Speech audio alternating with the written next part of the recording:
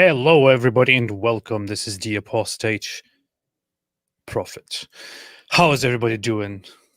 Good, good, good, good. How is you doing, David? What's up? Yo, I'm good, man. I'm good as gold, son.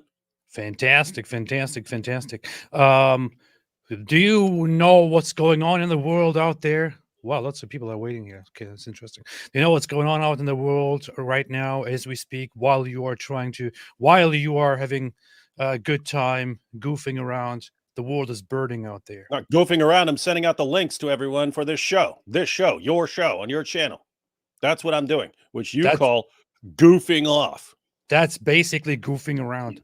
Yes, it So is based. It is based. that's true. That's true. Hey, did you see my the episode of Visegrad came out of Yeah, I uh did. I shared that. yeah, that's pretty nice, pretty That was nice. that was super dope. That was super dope. I personally didn't watch it because I'm not interested in watching I bunch didn't of watch weird it either, but I was illustrations. there on Yeah, the other side yeah, of the camera. So yeah, yeah. So um there's so much to talk about right now. yeah, there First is. off, there is Ramadan, which is why we need to be extremely respectful because people are hungry. Let's Just get let's get all uh the warnings, content warnings yes. here So during at the this beginning. episode, during this show, we may raise our voices, say a few things that might be disrespectful and insensitive, and might say things like "oops" or "gosh" or "golly." So viewer discretion is advised. It can be very dangerous and very violent. Um, Tia said, "What's up with right wingers standing up for Candace and Did you her say Mike Muslim?" Wingers? He said, "Right winger, stop Oh, rhyming everything with right." hey, is it a coincidence that right winger rhymes with Mike Winger? I didn't notice that before. Coincidence? Huh, a bright ringer also does. So what? Um, Rebecca, what's up, Rebecca? Hey, Rebecca is here. Rebecca, hey, do you remember Rebecca? You know who this No, is? who's that? What are you Sh- laughing at? Shout out to Rebecca. She has her own Hey, channel, which is doing very well, by the she's way. been she's been cranking out some serious content. I know, she has been. She's doing Rebecca, good stuff. Rebecca, mark my words, there's going to your at some point you will wonder, should I keep going? Should I keep doing this? It's so much work. It's so much work. It's so much work. It's so hard. Should I keep this up? And that happens to everyone. But I'm telling you now in advance, if you keep cranking out content like you do, you will blow up. It is a fact of life and YouTube. I know she already has like quite a few subscribers, like one or two. All right. Very, very, very nice job, Rebecca. I'm very happy and very proud and very happy to see that and very proud and very happy. So, yeah, the question here was actually I wanted to address that question. If David didn't just interject and start making jokes about the question, I could just talk about the question. So it was, What why are question? right Mike wingers Winger? jumping in and defending canned ace and her Muslim simping? Um, there is a lot of confusion going on, and I guess with as we go into this episode, we might talk more about this. But Candace Owens, I'm going to be brutally honest about Candace Owens. I know I have been in the past as well, but I'm going to be just brutally honest Don't. this episode. I have always thought and said that Candace Owens should not be a known person. She shouldn't be a public person. She shouldn't be a commentator. She shouldn't be out there. And the only reason she is out there is that she is a black person who happens to speak against the Always, major always with the black with AP. against the major black narrative. It's like that's basically why she's popular. For no other reason. I mean, if she was a white person, if she was a white woman and said the very same things that she's saying right now or that she has said over the years, nobody would even care. She's well known because she's a contrarian black person, and that is what is appreciated on the opposite side of the spectrum. That's basically what it is, to be honest, because she's not adding anything useful to the conversation. She's not saying anything smart. She has no good arguments. She doesn't know anything, and all of that. So there's that, and she said so many pretty bad and pretty stupid things over the years, and finally she did it. She separated ways with Daily Wire after basically asking for it. What I find interesting is Yes. who's rallying behind her right now. So you've got her fans, of course, but then you had, actual like neo-Nazis are her new defenders, and Muslims. I see Muslims love her all of a sudden. And it was like brilliant, the leading into the becoming the champion of Muslims. It was just a couple of weeks ago, and after 9/11, like so many other Americans, I was taught that I had to hate every single Muslim in this world. But I reject that, and I apologize on behalf of all Americans for hating every less. Like, what the heck are you? When did that happen? All I ever heard after 9/11 was, don't blame Muslims. Islam is religion of peace. Everyone, president of the United States, every news network. So anyway, but Muslims loved her for that. They all shared that. And now, of course, Ali Dawa just posted a video. I don't know what's in it, but Ali Dawa just posted a video about her, and I'm sure it's, she's the greatest. That's why they can't handle her, because she be calling them out, And so I know it's going to be something like that. But yep, getting a new fan base here. I find the Mossad satirical accounts commentary quite funny. This genius here said, "Who thinks Mossad is behind the attack in Moscow?" They said, "People who drink Windex." Like, Yeah, all I said was morons. That's what's happening here. That's what's going on here.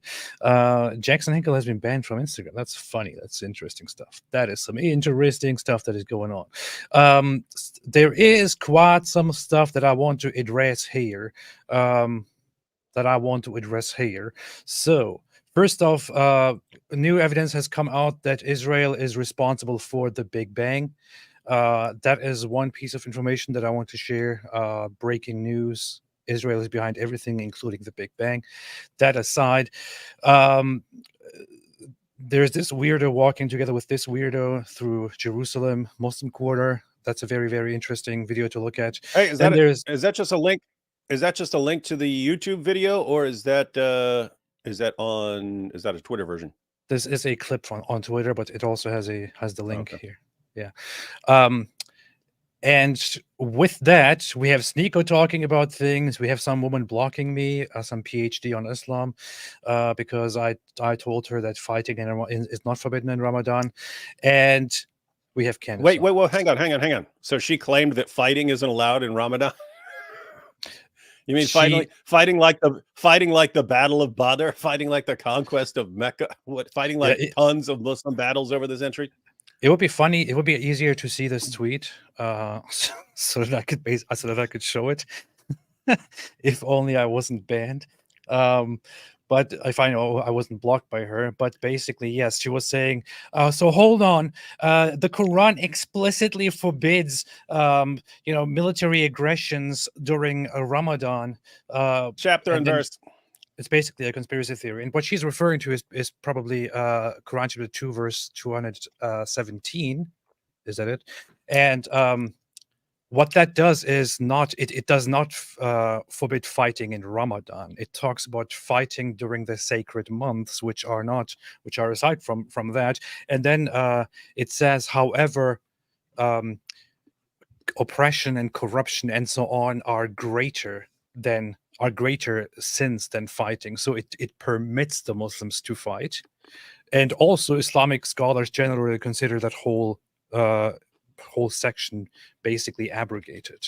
So she had made a claim here out of thin air that the Quran forbids fighting in Ramadan, and it's not true at all. Not true at all. So that's that. Are you happy now, David? Not true. Or is it so true that it just blew your mind? It is. Yes, it is. So, all right.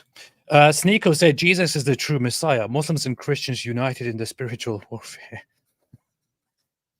David, what do you think about the commentary by the great Islamic scholar Sneeko?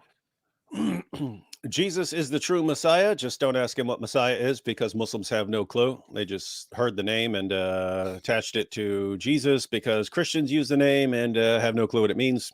Muslims and Christians wait a minute, united in this spiritual warfare and united as allies, as friends, as allies of one another. Well, that's cool. That's really cool. Hey, everyone, Sneako's a Christian now.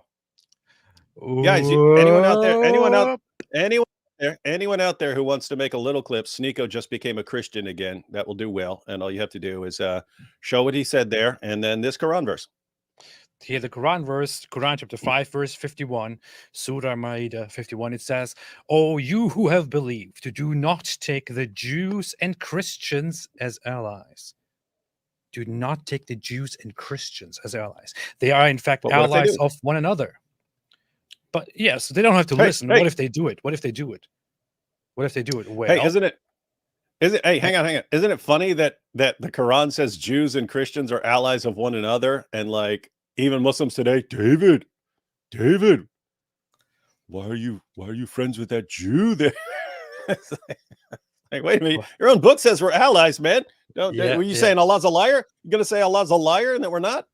That's a funny thing. They're asking you why you are getting together with Jews, why you're helping Jews, and so on.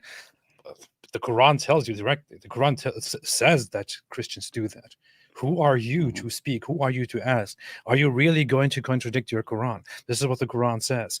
And further, if Muslims disregard this Quran verse and go ahead and befriend the Christians or Jews, it says, "And whoever is an ally to them among you, then indeed he is one of them."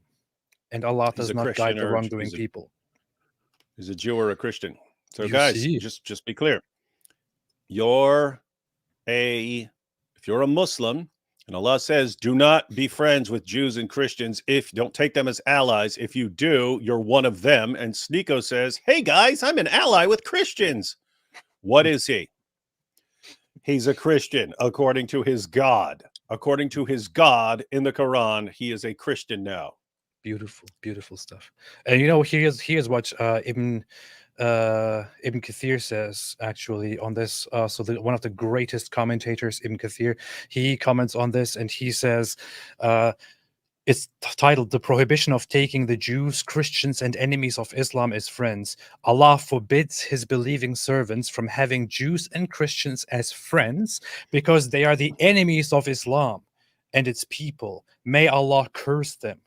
Allah then states that they are friends of each other, and he gives a warning threat to those who do this. And then it continues talking about whoever befriends them is one of them, and so on. So Ibn Kathir, one of the most prominent scholars of Islamic interpretation, exegesis, clearly outright says that Christians and Jews are the enemies of Islam and its people, and curse on them, and whoever befriends them is one of them. Not that it's necessary. The Quran is quite clear on this, to be honest. But Islamic scholars very much expand on that. And this is what I learned as a child as well.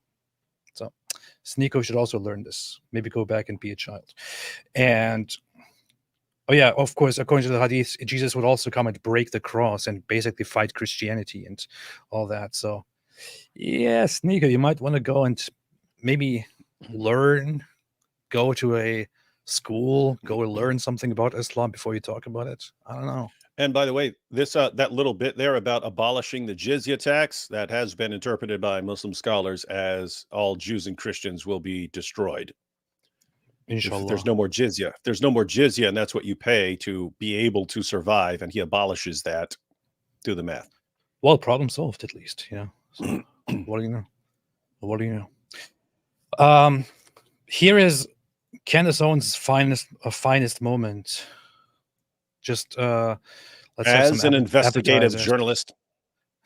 Let's have some appetizers here. I talked about how terrible Candace Owens is, both in terms of knowledge and in terms of character and all that, but here's already a taste of that. So when I'm walking through Jerusalem and they say these are the Muslim quarters, this is where the Muslims are allowed to live, that doesn't feel like a bastion of freedom to me.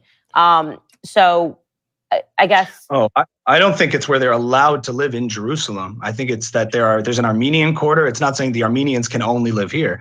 It's that there are communities, just like there's Jewish community in Jersey There's a here, Jewish and quarter. Muslim community in here. I don't think, to my understanding, it's not restrictions within Israel proper of where I think Israeli it is Arab where they. citizens I think live. it is where they have. I mean, at least that's what the rabbi who was taking me around. He said these are the Muslim quarters. I got this from a The rabbi. Muslims- Live, but he didn't say anything about legally saying they cannot live in other places within Israel proper. I mean, there's Israeli Arab citizens.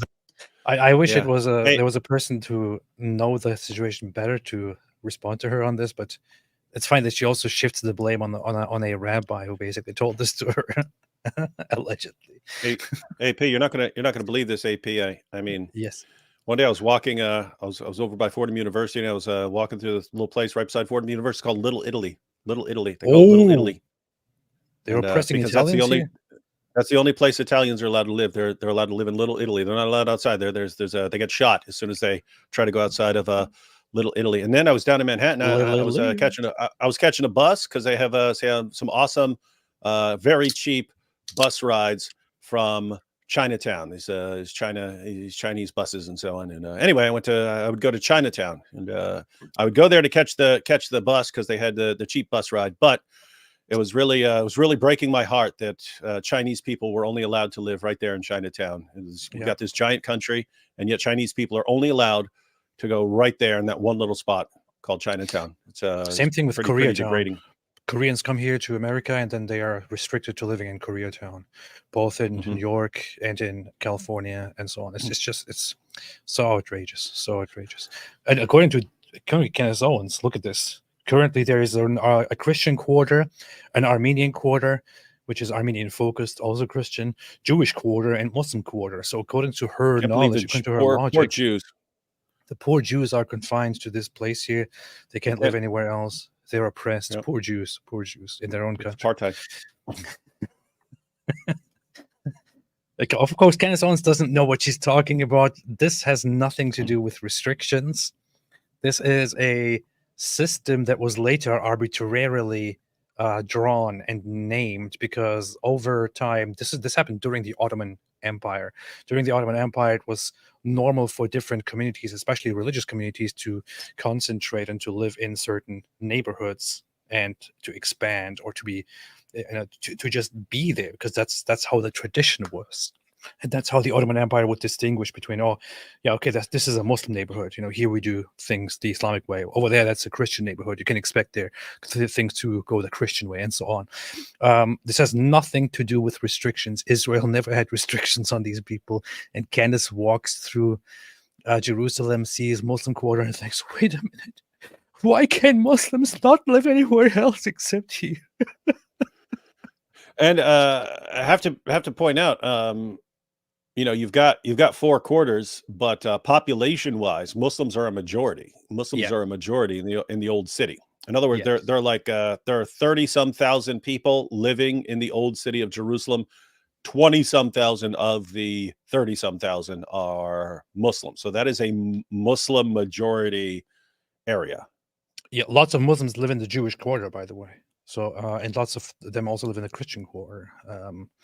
It is And to be fair, I mean, it's pretty amazing when you're over there and you see Christians of various kinds walking right past Orthodox Jews in full gear and right beside Muslims in full Islamic gear, and they're all walking all over the place, right around each other, and not killing and slaughtering each other. And yet,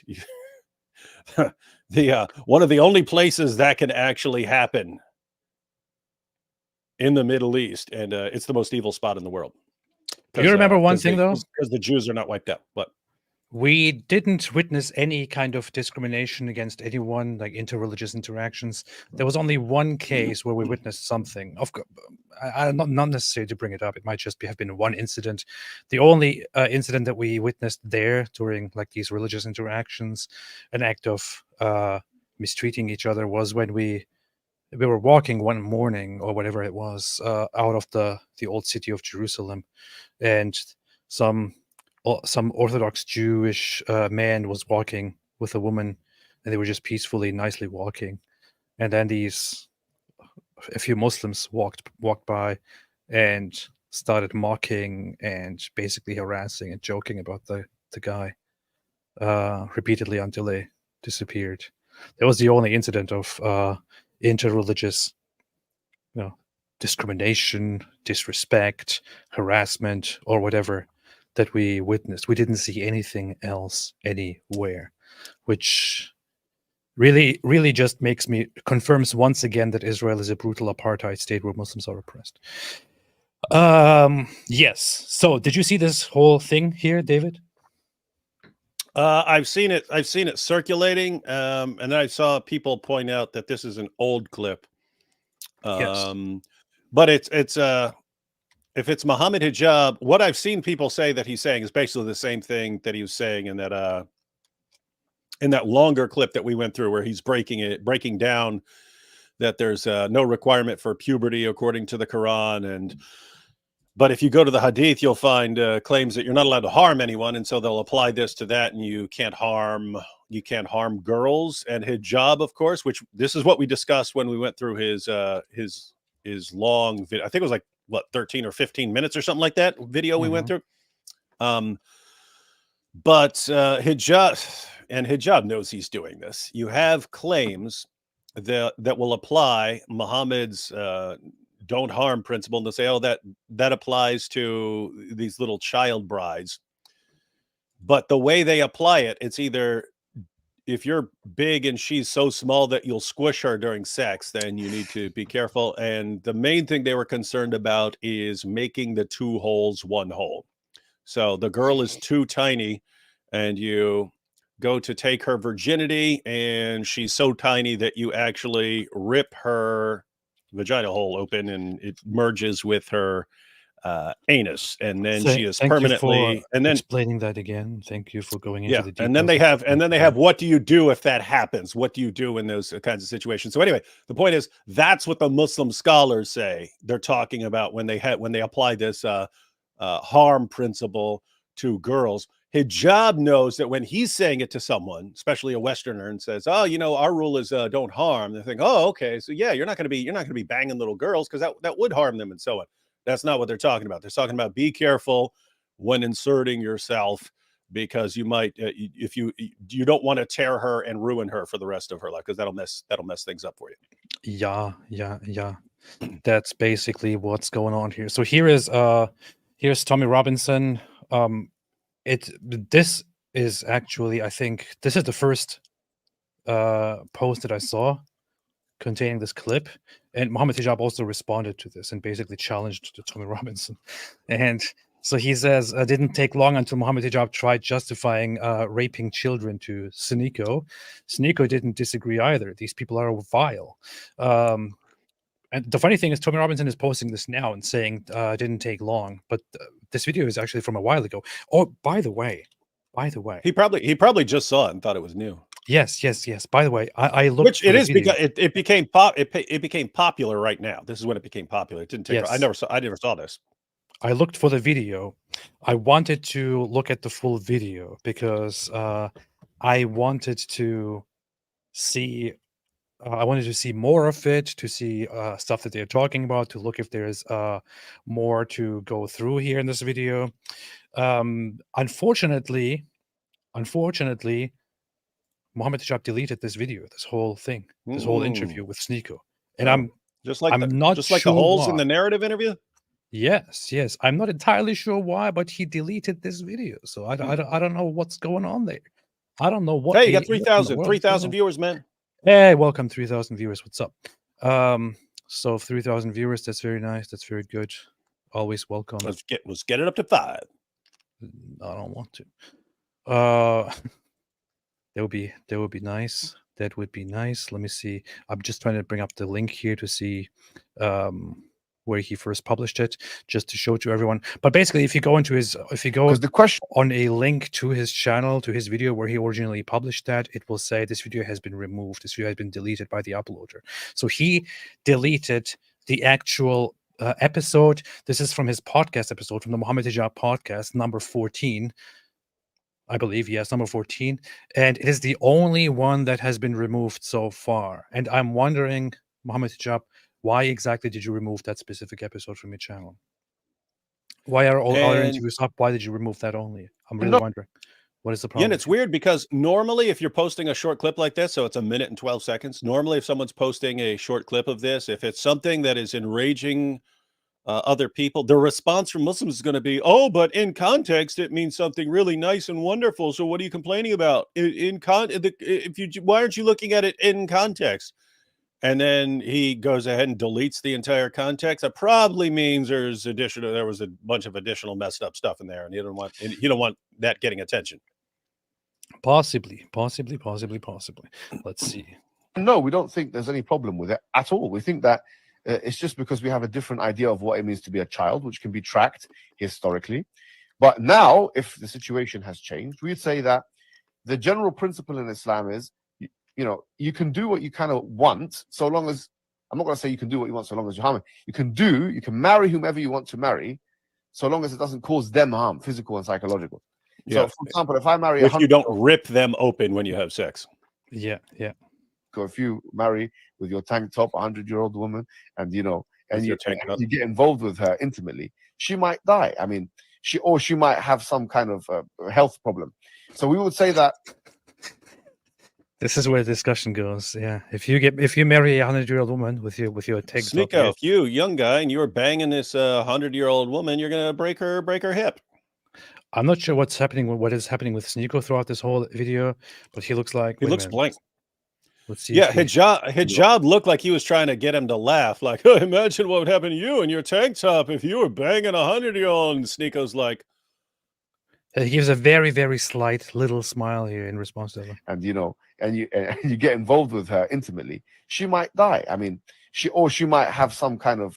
Yes, Sneeko, let me talk about this. Like, if you happen to marry a 100-year-old woman, since you look muscular and you're showing yourself off here, I'm gonna have sex with her. She might die. Similarly, what a conversation. Yeah. No, Sneeko, he got a little grin because he was like, well, wouldn't I be over in the corner sitting on a chair watching some other guy bang her? What? That is a good point. You're not making any sense. You're not making any sense talking about me banging her. It's not making any sense. It does not compute. Hijab.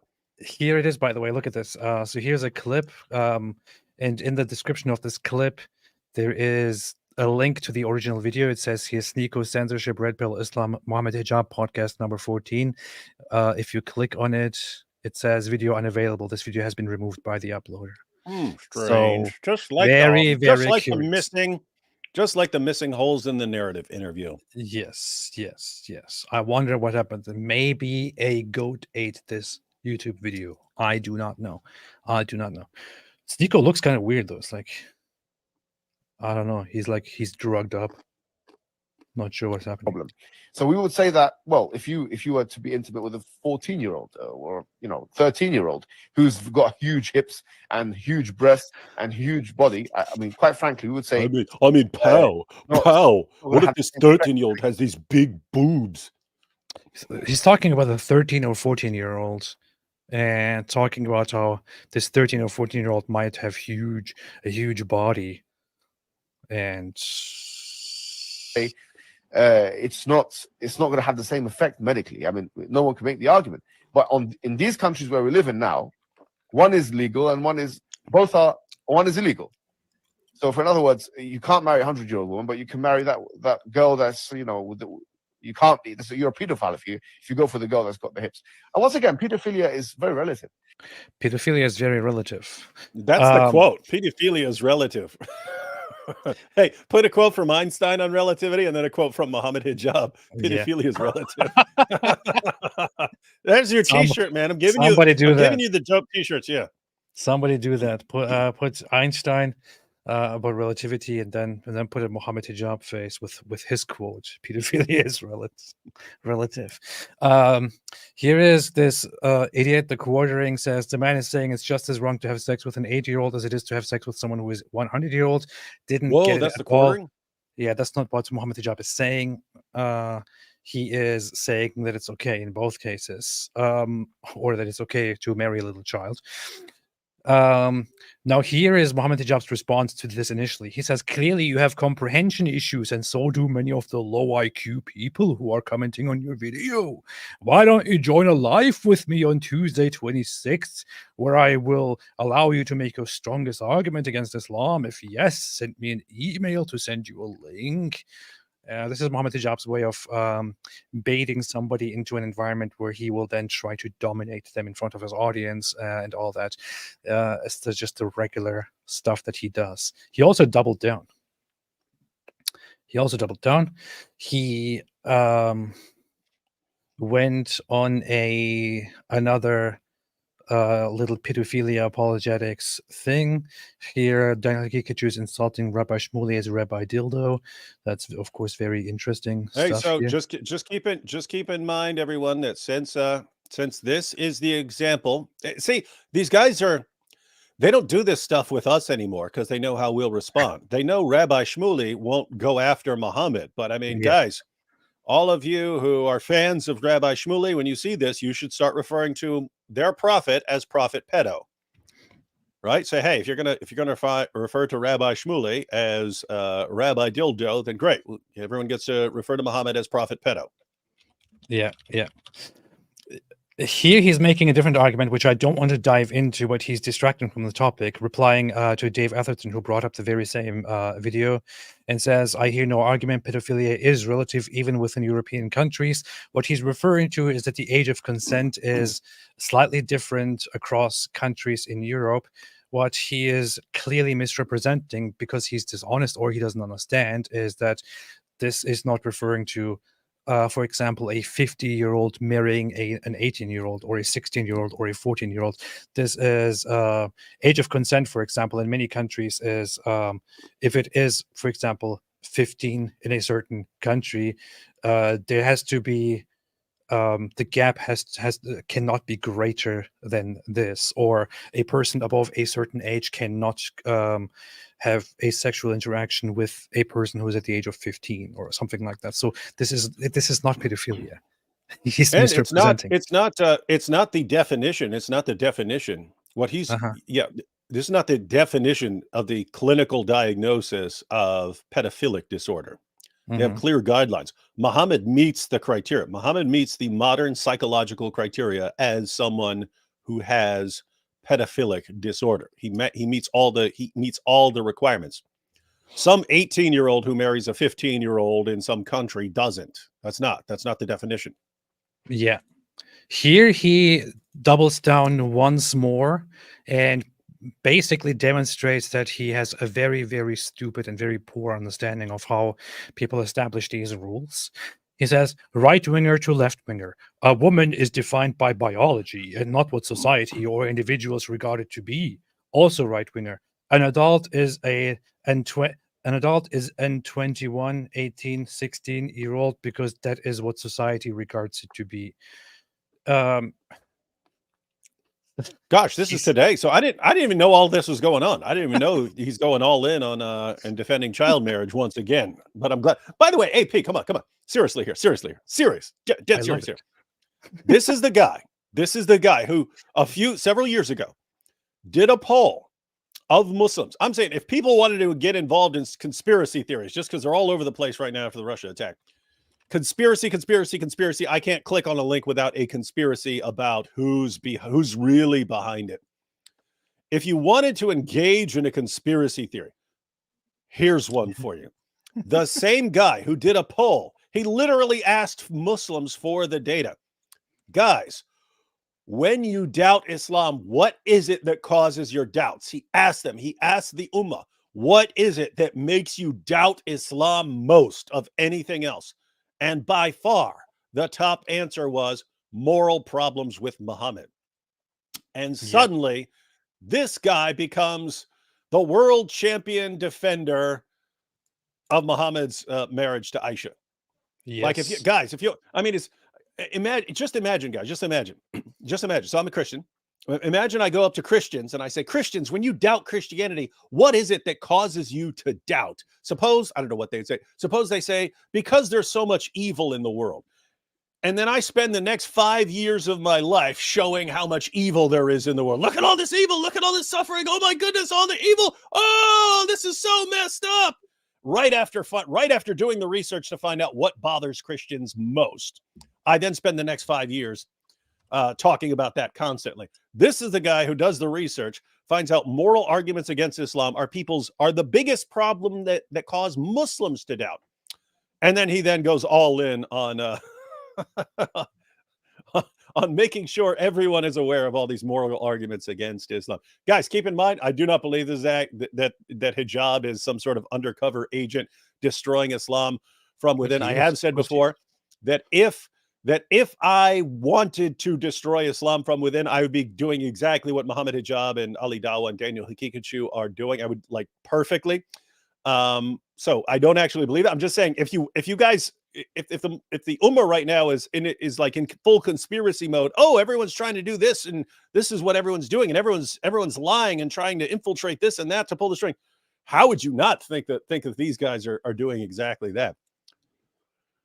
That is precisely the case. Here you can see it, the poll that he made on his own website, on his own YouTube channel, on his community tab. He asked, the answers to these questions are obviously anonymous, so please answer as truthfully as possible.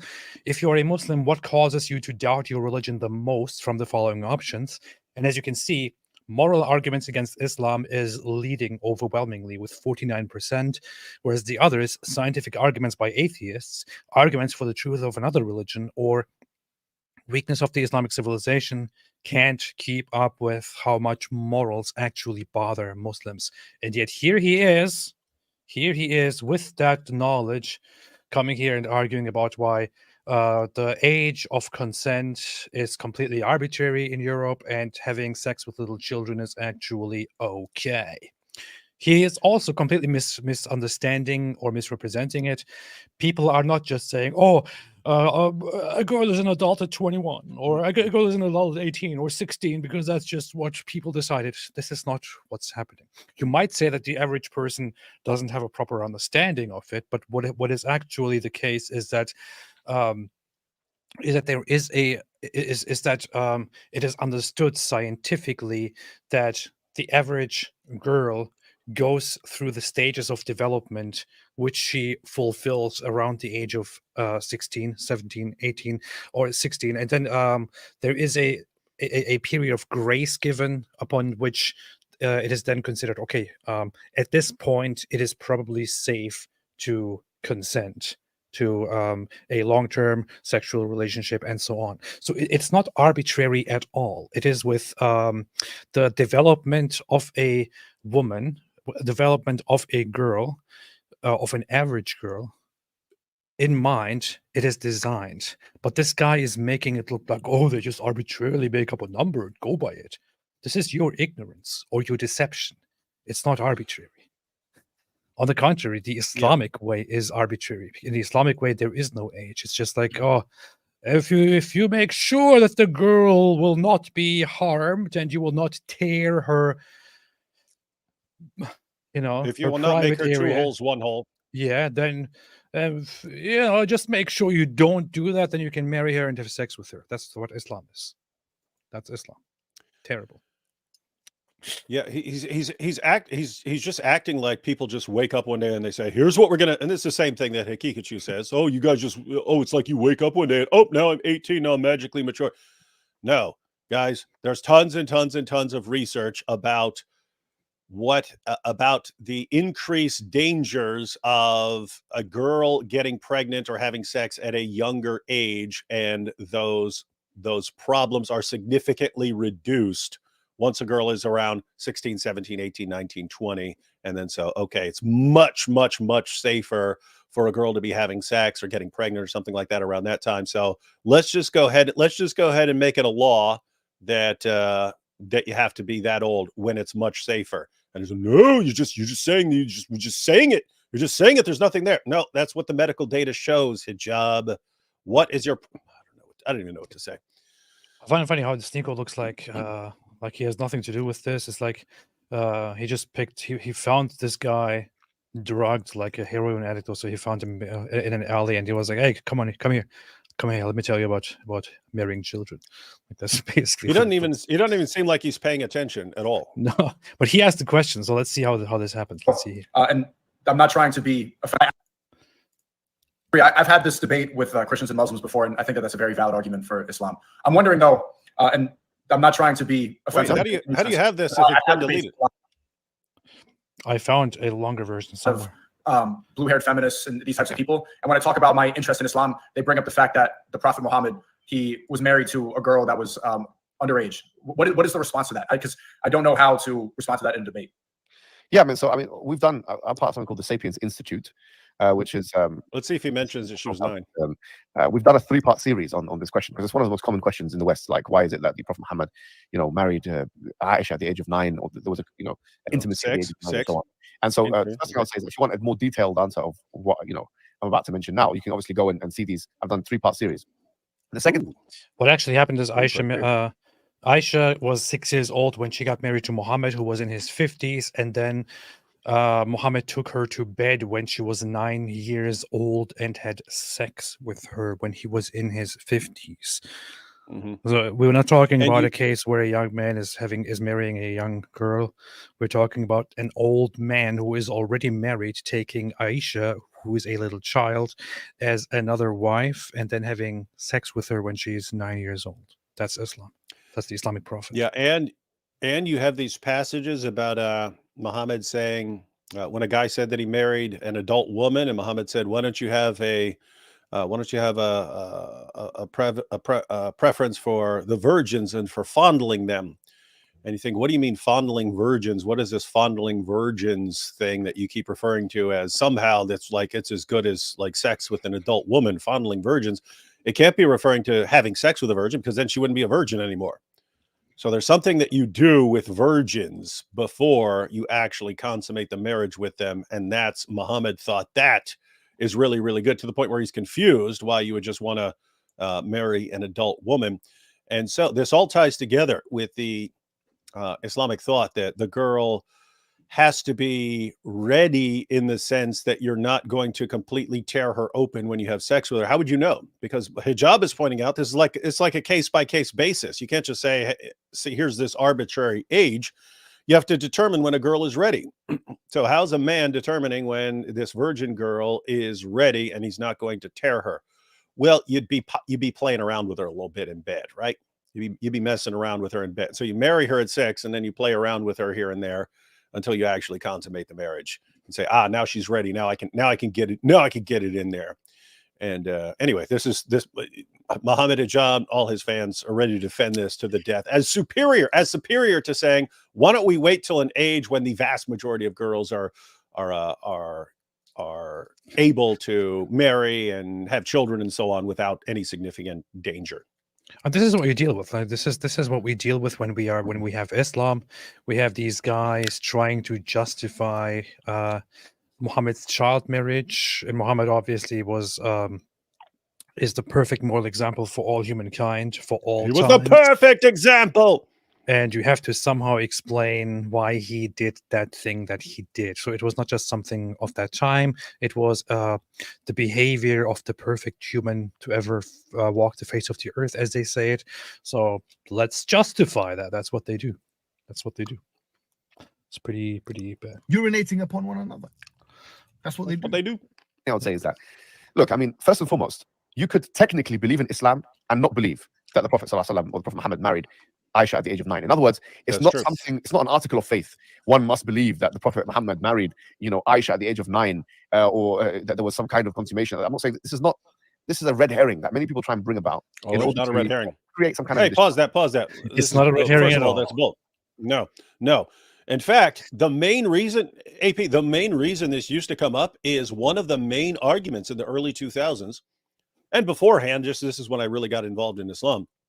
One of the main arguments that was used was that Muhammad's character was so perfect that God had to be with him, because no one could have such miraculously perfect character without God. And so as a response, it became, okay, wait, so this guy is so great and so wonderful that he has to be a prophet. Let's go ahead and look into his life a little bit. And then we start bringing this up. And back then, they just used to lie about it. No, what are you talking about? That's a lie. That's a lie. So anyway, hijab is correct here that if you're a Muslim, you do not have to believe that Muhammad had sex with a 9-year-old girl, because you can reject those sources. You can reject Sahih al-Bukhari. You don't have to even be a Sunni Muslim. But to be clear to anyone who's, because it seems like he's trying to give all these ways out for people who are going to be bothered by this. But guys, you're talking 85% somewhere in the area of 85% are Sunni Muslims who take these sources as authoritative. Take Sahih al-Bukhari and Sahih Muslim and Sunan Abu Dawud as authoritative. If a passage of a hadith is Sahih, then you have to take it. It's as good as gold. And guess what? You've got Muhammad having sex with a 9-year-old girl all over the place in Islam's most trusted sources. And even if you threw them all out, you still have to deal with the Quran, Surah 65, verse 4. But I just wanted to say, yes, hijab is correct. You are not required as some sort of article of faith to believe that Muhammad had sex with a 9-year-old girl. It's just what you find in the same sources that give you your articles of faith.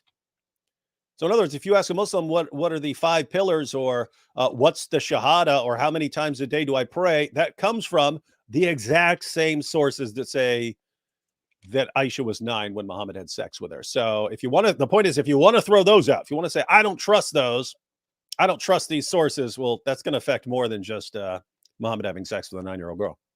It is very, very, very, very much true. It's true. So this is something that they bring up. Of course, it has to be analyzed and looked through and all that. Pretty much. Key tenets of Islam. Well, let's take the historical account, because quite frankly, there are some revisionist accounts, which some people have brought forward today and said, no, she wasn't 9, she was 18, or she was 21, or whatever.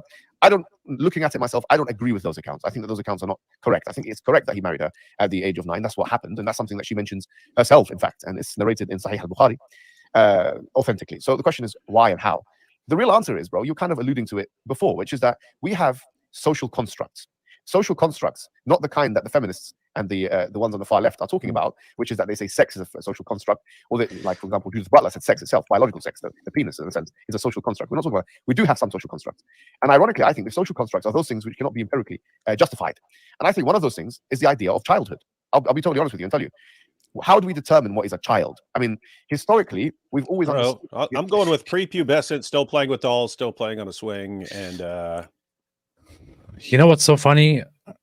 He just mentioned red herring when he talked about this whole argument. Now it sounds like he's just engaging in a giant red herring here by going into this whole perspective, which has nothing to do at all with the topic, or very little to do with the topic, but it's quite irrelevant. Idea of childhood as corresponding with either biological ability or psychological capability. Apostate Allah said, I heard Candace was fired for being late, AP. That can't be right. That would be me only. Yeah. By the way, given what Muhammad Hijab is saying here about childhood being a social construct and so on, is he going to be complaining about children who are killed in Gaza? I hope so. Because we'd have to apply his social construct rule and say, well, how many of these are really children? Hijab. Let me see, actually. Let me see. Because the IDF keeps inflicting excessive disproportionate damage on women and children. Hamas condemned 10,000 women and children. Hey, AP. Children. Hey, he brings it up again. AP. Huh. Hey, AP. What? Remember Matt Walsh? He did his documentary, What is a Woman? You got to do one called What is a Child, and just interview Muslim scholars and watch them not be able to give a definition that doesn't condemn Muhammad. That sounds really messed up. But does everyone see how I'm just an unstoppable fire hose of awesome ideas? That's your next documentary, everyone. What is a child? Nothing but Islamic scholars failing to give an answer. That is funny. Yeah. Of both. The ability of somebody to work or to be domestic or have effective domesticality and all these kinds of things. When I looked at the issue from a historical perspective, I started to realize why the West in particular has started to whatever, man. Mess in parts. This is never. This is a 13-minute long section about pedophilia. Just this guy trying to justify pedophilia by bringing up red herrings, ironically, um, talking about misrepresenting how the whole concept of child marriage and pedophilia is determined, and more. What's so funny is earlier I saw a video where Ali Dawa also apparently was asked to comment on this on some random show several months ago, and The Prophet Muhammad, I see this here. He's asked Prophet Muhammad marrying Aisha. peace be upon him, had a contract of marriage with Aisha when she was 6, and he consummated the marriage when she was 9. People look at They heard it, and the funny thing is, I've never heard anyone justify a pedophile quite Yeah. this way. Police be upon him. This is funny. He's getting burned up, man. yeah. See, this is the stupidity. These guys actually think, oh yeah, I'm just gonna get invited, and then they'll ask me this question about child marriage and about Aisha, and I will sit there and I will fearlessly give them the answer, and they will be amazed by it. And here is the response: "You are sick, bro. Did I hear that right? Pedophilia, disgusting, and so on." Yeah, just continue talking about this, guys.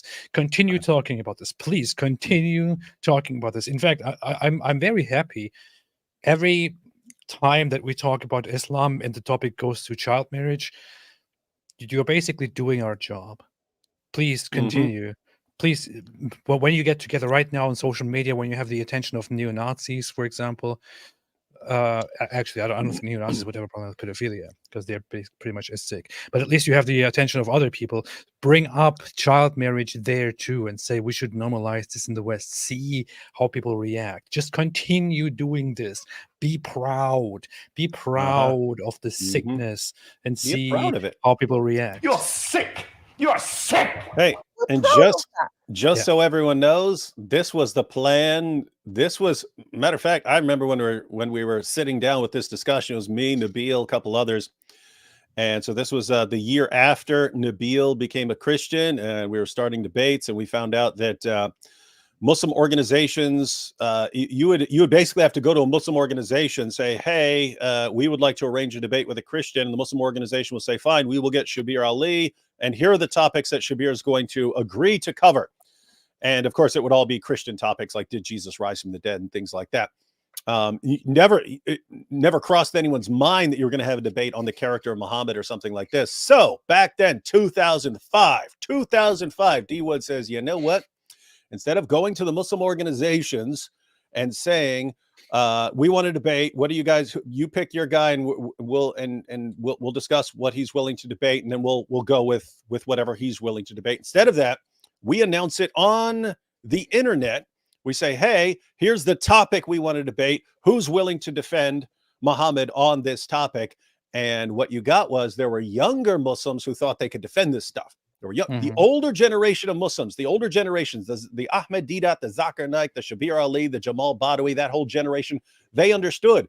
If you never agree to debate the topic, then the audience never hears about the issue and they don't know that it's an issue. The goal was to keep people in an atmosphere of ignorance. Just keep attention focused on Christian doctrines and attacking it. Don't let people know about these issues with Islam. That was the idea. The younger generation said, oh, they're accusing Muhammad of this. We can answer it. We can defend it. And they were too dumb to realize. Wait a minute. If you get up on stage and you give a brilliant defense of why Muhammad just had to have sex with that 9-year-old girl. Oh man, the future depended on Muhammad banging that 9-year-old girl. Even if you give the most brilliant defense, imaginable, guess what? No one in that audience knew about it before, and now they all do. And now they're all walking home going, huh, was it? Even if they think, wow, that was a good defense of Muhammad marrying a girl, which I didn't know about before. Now you got the information in your head. And meanwhile, so that was 2005. Here we are almost 20 years later, and these guys are shouting this stuff from the rooftops. That's what long-term planning and relentless pursuit of the facts gets you, ladies and gentlemen. The destruction of Islam from within. Alhamdulillah. Alhamdulillah. Beautifully spoken, and very, very proud, very happy that it has come to this. This is fantastic. I want to show you this before we go over to the next topic, Abu Bakr said Candace needs to watch your videos to be educated. Inshallah, inshallah. Hey, 3,500 viewers. Welcome, everybody. No.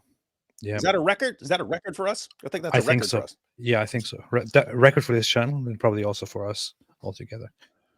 After Yeah, I this, don't recall. We've broken 3,000 several times. We've hit like 32, 33. I don't remember hitting 35. So good job. Good job, guys. And hey, tomorrow let's break it again, just so AP can't be bragging that he has the best show. I do have the best show. But while you're here, subscribe and like. And now that I have broken this record, I've finally achieved my final goal. I think I will now delete this channel. Shut it down. Yeah. That'd be hilarious. Shut it down. That would be amazing. So first, lots of people might have heard about Candace Owens parting ways with Daily Wire. A lot of people hear why she parted ways with Daily Wire. They say she got fired because she criticized Israel. She got fired because she disagreed with rabbis. She got fired because she said the USA should not, fund Israel's wars and so on. They don't seem to address the kind of messed up stuff that she has been doing lately. One of those that has been highlighted is this here, which is this is on Candace Owens's liked tweets or liked posts tab. And she liked this post here, which says this guy called Christ Gnosis, which is an account that kind of pretends to be Christian, but it's just all about neo-Nazis, Nazi Germany, the Jews, the Holocaust, and how terrible Jews are, and so on. Spreading conspiracy theories about how Jews drink blood and things like that. The tweet says, it says February 20th, Rabbi, are you drunk on Christian blood again? And Candace liked this tweet, and this got picked up immediately. At some point, the ADL, the Anti-Defamation League, reported on this, but they came in quite late, actually, because lots of mainstream media channels reported on this much quicker, and many others pointed this out too. But she's basically sitting there liking this comment, which, by the way, is still liked. She didn't remove it. And those familiar with the history of anti-Semitism might be aware why this is so problematic. Others might not entirely know. But what this is here is basically original, OG, age-old, medieval, insane blood libel, literally, against the Jews, basically implying that the Jews go around ritually killing people of different beliefs and killing and then soaking their matzah in it and eating it, and and drinking blood, eating, adding it to their matzah and drinking it and eating it and so on. Accusations like these happened throughout history, and they were completely insane. It's completely baseless. It's completely stupid. Just a way to demonize Jews and say, there was a whole thing just recently, the Damascus affair, which happened in the 1800s, where 2 people died, and the accusations were made that the Jews captured those 2 people and killed them to use their blood in their baking and to celebrate, because Jews always need non-Jewish blood and so on. This is actual history. Yeah. And that resulted in a lot of persecution and a pogrom against the Jews of the region. These are the kinds of things that added to the idea that Jews need to have their own state where they don't have to be at the mercy of other people who will make up these excuses and these allegations and then persecute them at some point. So that's what it is. And so this guy coming here and basically doing this, saying, are you drunk on Christian blood again, very, very much gets quite close to implying such blood libel once more. And Candace Owens sits there and likes this. Yeah, I have to say, I'm kind of always trying to figure out whether people's intentions are just like evil or if they just disagree with me on something. So anyway, point is, like, you could completely disagree with everything we say on Israel. You could be calling for a ceasefire and things like I get all that. I don't think you have to be evil because you're calling for a ceasefire. I understand exactly why you'd call for a ceasefire. And these are very, very difficult issues, right? These are very difficult issues of saying, no, you have to keep going after Hamas until you get them. You have to destroy Hamas. Then you get the ceasefire and they have to hand over the hostages. So that's basically my position. But I understand, hey guys, come on. You're just bombing this place down to nothing, man. Can't you just stop it at some point? I understand that completely. And I don't think you're evil for saying something like that. I don't think you're evil if someone says something and you criticize Israel for something and someone says something back and they go, oh, that's anti-Semitic. And you say, you can't defend everything just by calling people an anti-Semite. I agree. You can't, because that's just blocking what might be a legitimate criticism. So you could disagree with me on all kinds of things and I don't have to regard you as like evil. When I see things like this, now it's even with Candace interviewing Andrew Tate, I'm thinking, okay, maybe she claimed that she did all this research and did this deep dive. Suppose she's just running her mouth. She didn't do any research and all the information about the case she got from Andrew Tate himself, and she just doesn't know any better. Okay, so she sucks as a journalist. She's really, really messed up for spreading complete nonsense to her viewers, but maybe she's just a dope and not evil, right? But when I see stuff like this, it's like, that's evil. That's just evil. If you saw that and you're like, yeah, Jews drink Christian blood, rabbis drink Christian blood. Okay, now I think you're evil. And so you're in a different category in my mind. Yeah. She has never been a person of integrity. I followed over the years her saying some really, really messed up or just completely outright untrue things, and always people make excuses to it, try to reinterpret what she actually said and so on. But so her response to her announcement that she is now parting ways with Daily Wire, I can only see this because I'm going on a news site. She has me blocked, so I can't even look at her Twitter page. It says, the rumors are true. I am finally free. It doesn't look like she's regretting this at all, or she's sad about it. And lots of people said that she was basically trying to get out of a contract at Daily Wire and basically pushing the limits to get out of that contract. That is one of the things. Dave Rubin suggested that recently. I saw him. Lots of others suggested that as well. If you would like to support my work, you can head to CandaceOwens.com and so on. She's a multimillionaire, by the way. Or you can give a gift at GoCandace.com. There will be many announcements in the weeks to come. Lots of people are suspecting that she's going to team up with Tucker Carlson, and basically they're going to be the new alternative unfiltered media or something like that, which I have a lot to say about, but I just want to reserve at the moment. But this is her reaction. This is her reaction to the issue. She said a lot of weird things in the past. There are some articles that broke down basically what has been happening.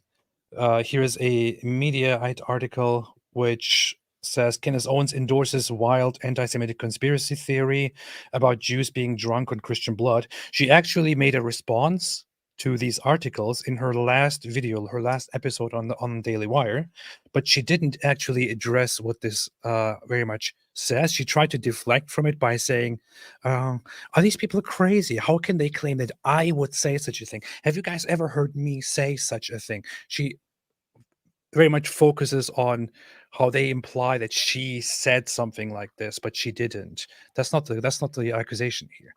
The media did not report that you said it. The media reported that you liked and endorsed something and led that comment to become a top comment and to receive over 1,000, almost 2,000 likes so far, thereby endorsing an insane conspiracy theory for which people should probably go and see a specialist. Isn't that weird though? Like, oh, but I didn't say the words myself. I just liked the statement. Like if someone said kill all Jews and you like it, and then someone says, oh my goodness, she approved a comment that said kill all Jews, and you go, what? I didn't say the words. I didn't say it. I just liked it. I just liked that someone else said it. And so I gave my thumbs up to it. I also saw people point out, oh, so now you can demonize people for just liking something. Oh, liking something that you don't like. This is not just liking something. Exactly, like the example that David just gave. So there is liking something. There are certain and then things there that is are way liking across the something. line. Yeah. If I like something that you disagree with, that's all right. If I like something that says, hey, you know what, I am seriously of the opinion that we should drop nuclear bombs on all of these populations, and then rape these populations and these others, and also eat these as cannibals and so on, and I like that, that's probably a little bit messed up, right? That's not like liking an artist that you don't happen to like. It's quite different. So here it breaks down a little bit of the stuff. More recently, Owens has blamed rising levels of anti-Semitism on political Jews, and suggested there was a small ring of specific people in Hollywood and potentially Washington, D.C., who are using the fact that they are Jewish to shield themselves from any criticism. These are what some people might call dog whistles, basically.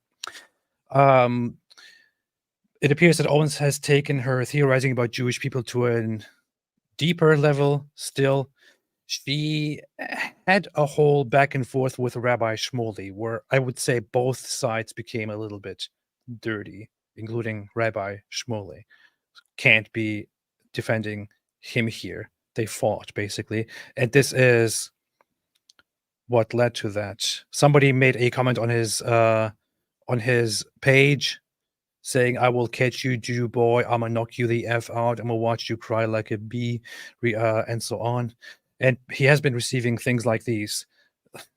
And here is where it happens. He says, anti-Semite Candace Owens is inciting her Jew-hating followers to threaten to murder Jews, especially me. I have received untold numbers of messages like these from Candace's Jew-hating fans. Candace Owens and official Ben Shapiro will be responsible for any acts of, and so on. Then he posts a screenshot, which is from February 20, which is a little bit older.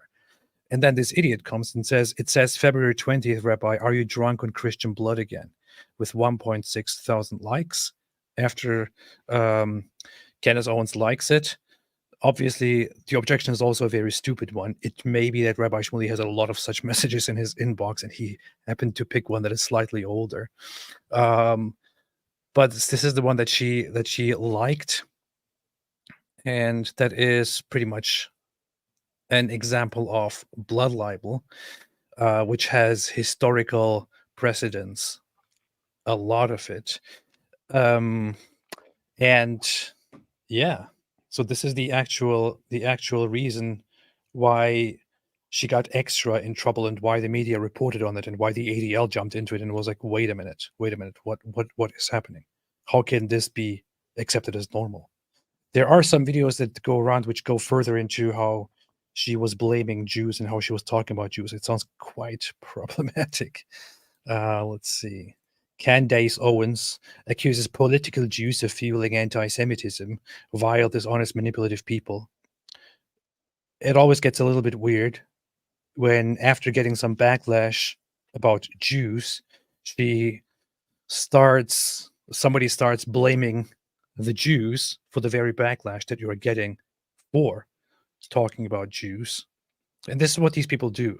She says messed up things repeatedly about Jews, then she gets backlash for it, and then she says, oh, look at this, look, they're all angry now, you can't even criticize anything Jewish. And then they continue with that. There was at some point a thing where she had some slip up about Hitler and said that Hitler's nationalism inside Germany was fine. It was just when he started doing other things around the world that this was bad and this is globalism. I personally, having listened to that, don't really think that that was a very problematic speech that she gave. Within context, it doesn't sound that terrible. So I have to be very honest here. I can't really blame her that much. But just the whole Jew thing that recently happens is just. Yeah, there are certain times that happens where a clip sounds really bad. If you can kind of give the benefit of the doubt to the person when they're saying, like, it's the same thing with Ilhan Omar. I have all sorts of problems with Ilhan Omar, but the famous clip was when she said some people did something, in context, it's don't blame the whole for something that some people did. And just because some people did something doesn't mean you blame everyone in the group for it. So that's why she said some people did something. It was the example of taking some people, and applying it to the whole or something like that. But it sounded like people were saying, like she was trying to pretend that Muslims, she didn't want to say Muslims had anything to do with it or something like that. But anyway, so yeah, you can actually listen to what someone's saying in context and say, I don't think that's an accurate, fair critique there. But Yeah, seems like there's plenty of stuff to go around though. that is true. Some of the stuff that she says, she has been famous very much for being a black person who says that black people are being, told or, I don't know, conditioned to be leftists and to vote for a certain party and all that. And she seems to have adopted this whole idea that she is a savior of those black people, and that she can also now do the same thing about Jews. But once you go outside your circle and you start talking about things you know a little about, it gets a little bit problematic. She says, just as Black Lives Matter radicals would threaten and intimidate white people's lives by constantly smearing and libeling people into submission, these radicals do the same. She's talking about certain Jewish groups, which just sounds very, very problematic. Like, tread carefully there. BLM ultimately hurt the black community. The Jewish fringe are hurting the Jewish community by misrepresenting who they are. She continued before turning to Israel. My political philosophy has always been that we should not be using taxpayer dollars to support foreigners. I am therefore against the welfare programs for illegal immigrants. I'm against illegal immigration as a whole, as it burdens taxpayers. I was against sending money to Afghanistan, Ukraine, and therefore I am, of course, against sending a single dime to Israel. What people who are opposed the whole America helping other nations with military equipment don't seem to understand is that when America helps a country like Israel with military equipment, America is not giving out presents. America is not giving out gifts. It's called subsidizing. What America does is basically, America says, okay, we give you a certain budget. Here, take this amount of money. With this money that we are giving you, you are supposed to buy military equipment from American manufacturers, from America, and that is the agreement. And while doing that, America also has certain cooperative agreements with Israel, where Israel in return provides strategic intel, provides cybersecurity, provides a lot of otherwise national security tools and so on. Israel is extremely advanced in terms of tech, in terms of security. So this is what America does. America doesn't just say, oh, we have a lot of money on our hands. Our taxpayers are giving us a lot of money. So you have some of that, use it for whatever you want. That's not what's happening. No country just gives out money like that.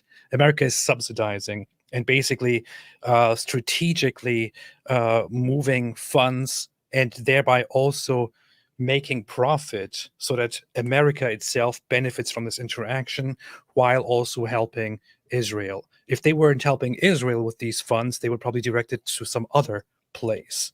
That's what's going on. It's not like we are giving our taxes to these people. That's not what's happening. That's not how anything works. That's not how any of this works.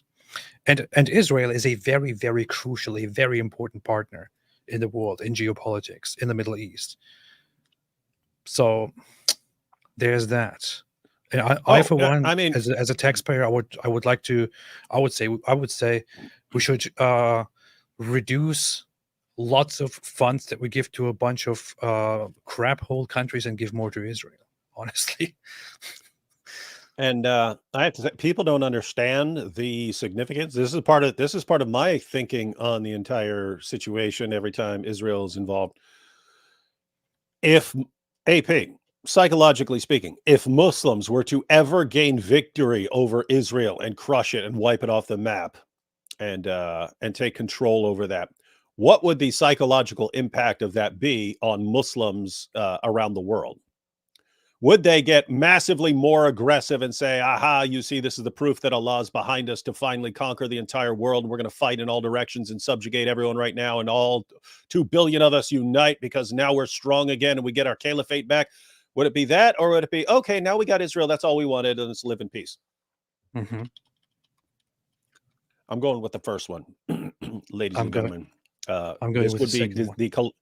the collapse of Israel would be disastrous, not just for Jews, but for everyone in the entire world. It would be really, really bad, global, catastrophic, bad. And that's part of the reason. That's part of the reason that people are pretty concerned about Israel not collapsing there in the Middle East. You know what's funny?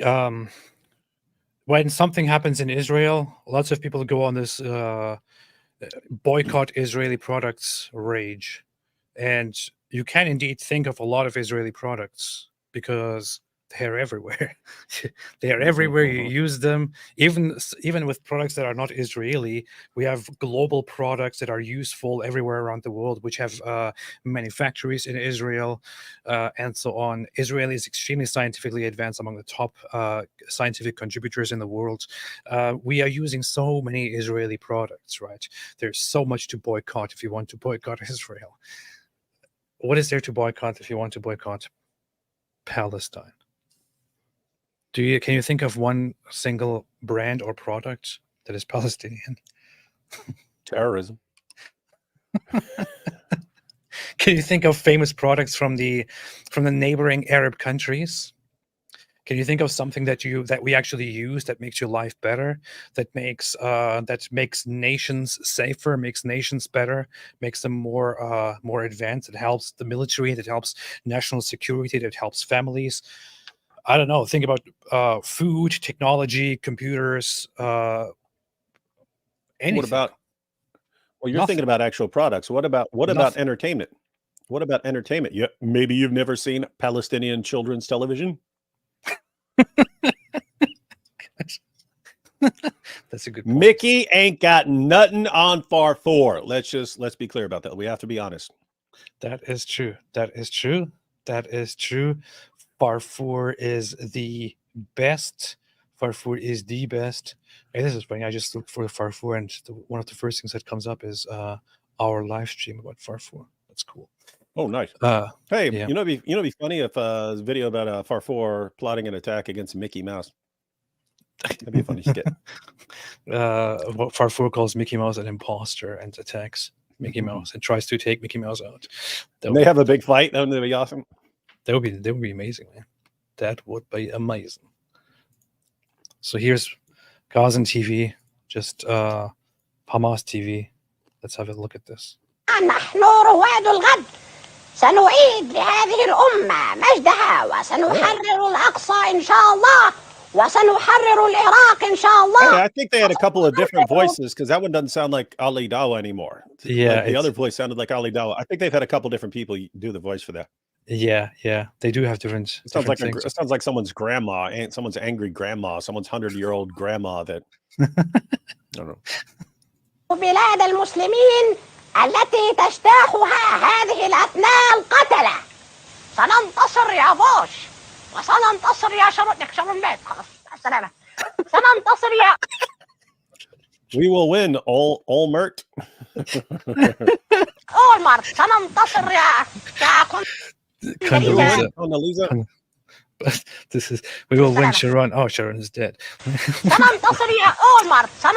This is so messed up. But here's the most like they raise kids on this, and then these kids go out and wage terrorist attacks. Because keep in mind that the terrorists who did the October 7th attacks, they were the kids who were watching this when they were growing up. And then they all absorbed this idea. Yeah, we can win. We can win. We can win. How's that working out for you guys? How's that working out for you? Yeah.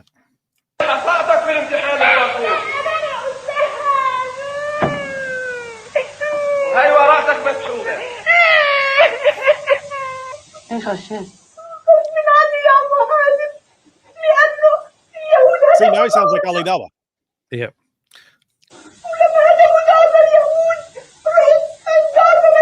This is how you teach the children how to get away with things. When you don't do your homework and you're asked, why didn't you do your homework? You say, it's because the Blame Jews the ate my Jews. homework. The Jews ate my homework. And then that's why. And then what happens? Here we are many years later. ISIS says, hey, we just killed a bunch of people over that blood. It was the Jews. It was the Jews. It was the Jews. The Jews did it. The Jews. Blame the Jews. The Jews were responsible. Man, oh man, oh man, oh man, oh man. That's what it looks like. That's what it looks like. Oh, Candace Owens also did this thing recently. Somebody brought it to my attention, but she promoted this. Glad this has been clarified. She promoted this conspiracy theory that Macron's French President Macron's wife is actually a man, and that she is a trans woman and stuff like that. Like, quality journalism here, Candace. Quality journalism. Really, really good journalism. Fantastic. Thank you. I'm sure this is the kind of true knowledge, the kind of true facts, the real journalism that she will now continue on her own now that she is removed from Daily Wire. So you can support her and see that you will get all the facts from her. All the facts, all the beautiful facts. It's so and don't forget, she now has even more time to defend Andrew Tate, because there's more information coming about, more information, more charges, more accusations coming out against Tate all the time. So he needs his PR rep. That is true. That is indeed true. Hey, you know what's funny? Speaking of Farfour, recently I was having a debate. I was having a debate with this guy about the Israel-Gaza war, Israel-Hamas war. And then as we were having that debate, somebody asks a question. And some people pointed out that this was the best part of the debate. Do appreciate. Look at this. Pill, the manosphere. Wait. Okay, here, look at this. Continuously, ISIS only took it to the very extreme. This one coming in from, do appreciate it. Rector says, AP, I agree, Israel's war is justified. But at the very least, do you think Israel should apologize for killing Farfour? What does that mean? You had the exact same reaction. You're on the screen twice and you did the exact same. There I was completely caught off guard, though. Sorry, that came totally unexpected. Farfour is a What I find so funny about this is... What? Go ahead. Oh, I'm just saying, James, who doesn't know what this is about, is probably like, gosh, I'm dealing with a psycho right here. He's laughing about the death of whoever this is talking about. This is ruining this debate. You shouldn't be laughing about someone being killed. You're supposed to condemn it. James is all worried right now. Look at him. I know, but that's the funny thing about it. I'm just looking at James's face here when I rewatch this, and how he's because he doesn't know what this is about. He's taking it so seriously. He's so serious. Look at his face while he speaks, while he reads out this question. Continuously, ISIS only took it to the very extreme. This one coming in from, do appreciate it. Rector says, AP, I agree, Israel's war is justified. But at the very least, do you think Israel should apologize for killing Farfour? I'm looking at the Muslim. He's not laughing at all. He's like, he's dead serious. Farfour. Yeah, so James doesn't know who Farfour is. He thinks it's some person, and you're laughing about it. The History Speaks guy, he's like, I remember seeing this when I was a child. I remember the day Farfour was murdered by the Zionists. He's actually not a Muslim, although he is from Arab origin, or he lived in Egypt, he said at some point, but he's not a Muslim. He does speak Arabic, though. But he defends Anyway, he's dead serious. He's dead serious on the topic of Farfour. He doesn't play. All right. What if somebody joined the stream who really loved Farfour and to witness the tragic death of Farfour? Imagine the trauma. The trauma. Anyway, that's that. America is a country that has trillions of debts. Why on earth are we sending money to a nation that has less debt than us?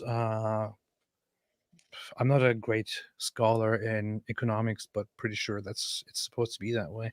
Ultimately, what this particular fringe group of radical Jewish people are thugs and Marxists. These are very, very, very coincidentally very, very popular stereotypes about often made by certain groups that are historically anti-Semitic in the most brutal ways about certain Jewish elements in general, and that's usually how it starts.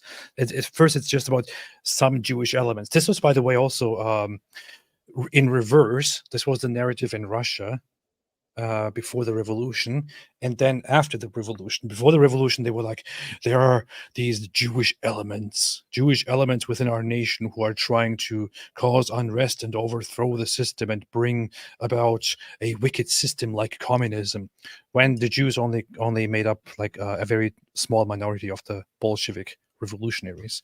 And later, when the USSR was established, especially in Stalin's time, it became the norm to say that there is a group of Jews, the elite group of Jews that are trying to make the USSR collapse and bring us all to destruction and so on. It's just so stupid,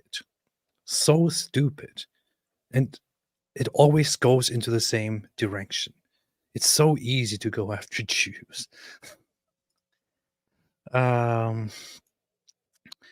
They are willing to harm their Jewish peers. Jews should have the courage. Who the hell are you? Anyway, so Candace Owens got canned and can't handle that. Can it be any more obvious? Can this be more obvious at all? You know, It canned. It canned this. Yeah. It Anyway, it canned. But finally, she got canned. canned. Yeah, I can't understand. Dosha Mayan said, have a nice Purim, Jews and allies of ours. Happy Purim to all the Jews. The Jews. Jesse Waters said, can we agree Candace is not anti-Semitic? I'm not sure what she is. She's been hanging out with a lot of people. There are some people who are also behind the scenes saying that she actually is has indirect friendships or direct friendships with certain neo-Nazi individuals. Oh, speaking of those, no, here is this goof. Here's this bro, Nick Fuentes. David, do you remember Nick Fuentes? Do I? Here, Nick Fuentes. It's copying your mustache. Been on a tear lately. She has been in a full. Why is this video so quiet? Candace Owens has just been on a tear lately. She has been in a full-fledged war against the Jews, and specifically some of these Zionist rabbis. And I've been watching her evolution. It's been remarkable to witness. Quite an endorsement there. Yeah.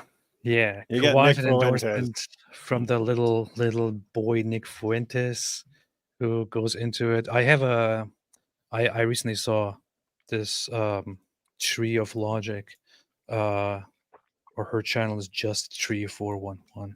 She actually took the tweet from me and commented on it. She had some interesting things to say about this. Let me see.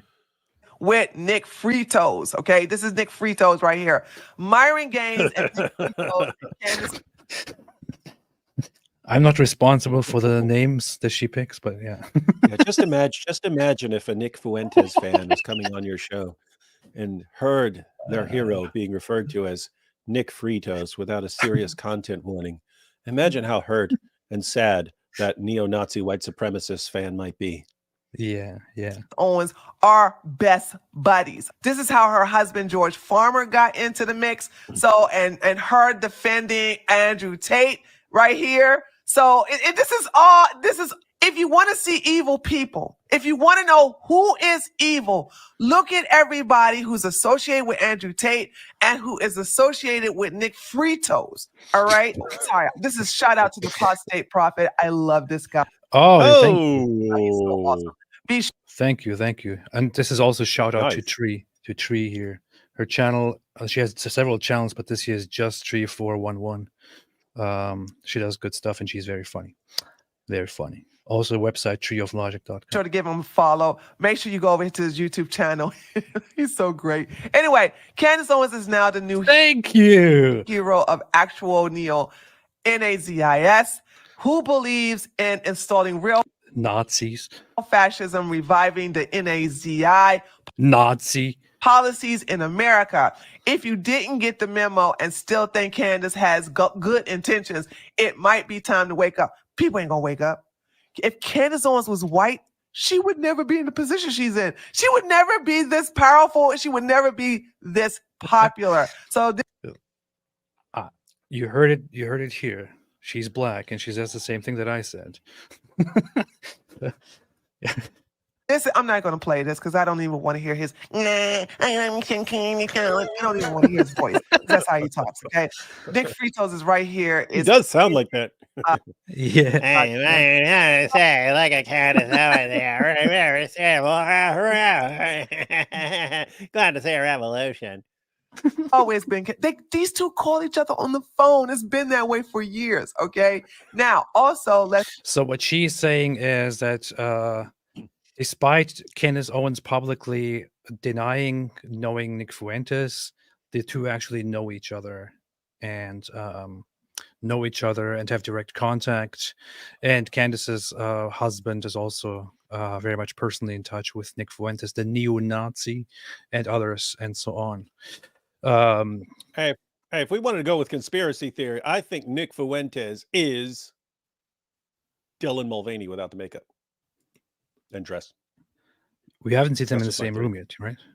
No, you've never, guys, have you ever seen Nick Fuentes and Dylan Mulvaney in the same room, on the same stage, anything like that? No. That is a good point. Coincidence? That is a good point. That is a good point. That is a good point. Oyin Bobola Faboyote said AP fans are Giga Chads. That's indeed true. That's Big true. Giga That is true. Chads. Big Giga Chads. KG82 said people talking about Nazis in 2024. LOL. Yes, they are still around. In fact, they're dominating many of the conversations that are going on Twitter, by the way. I know you might think it's a joke, or you might think, oh, these are not real neo-Nazis. This guy is an actual neo-Nazi. This guy is an actual neo-Nazi who believes in ending democracy, installing a fascist government, a theocratic Catholic fascist government, which I'm pretty sure no Catholic actually wants.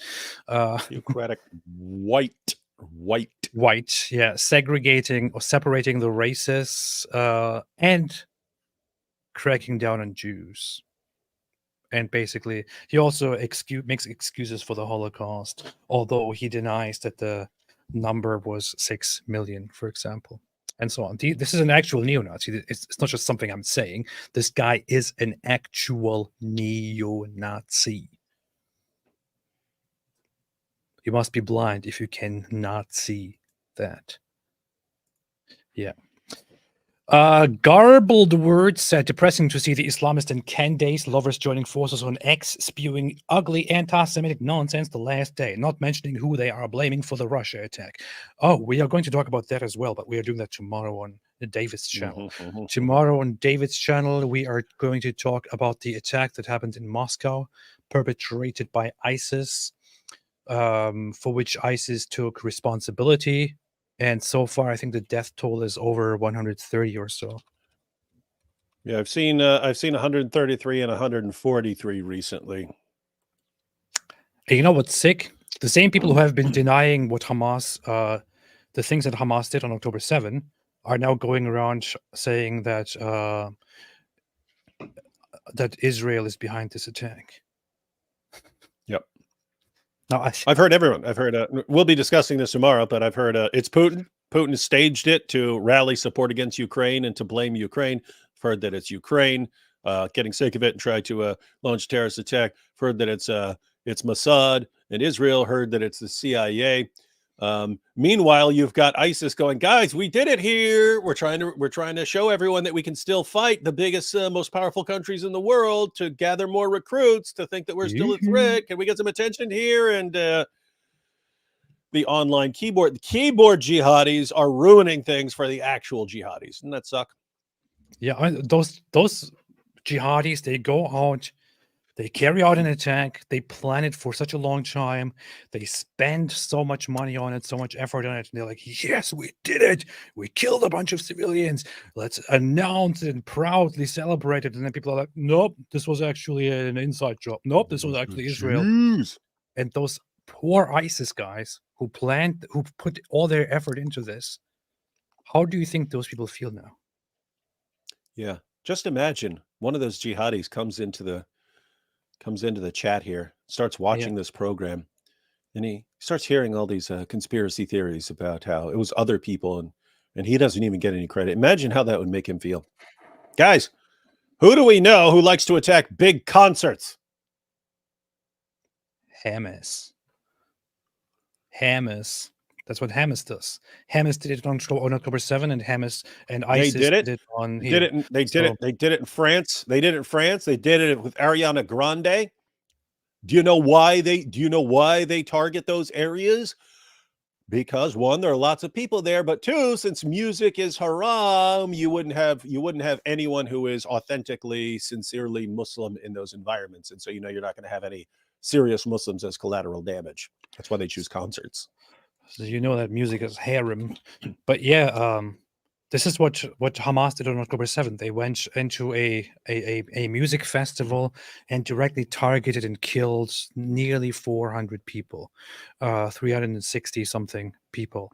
And ISIS now did the very same thing. They went into a concert hall and killed random civilians, and it's currently around 133 dead and over 140 injured or something like that. Same pattern. And here is the thing.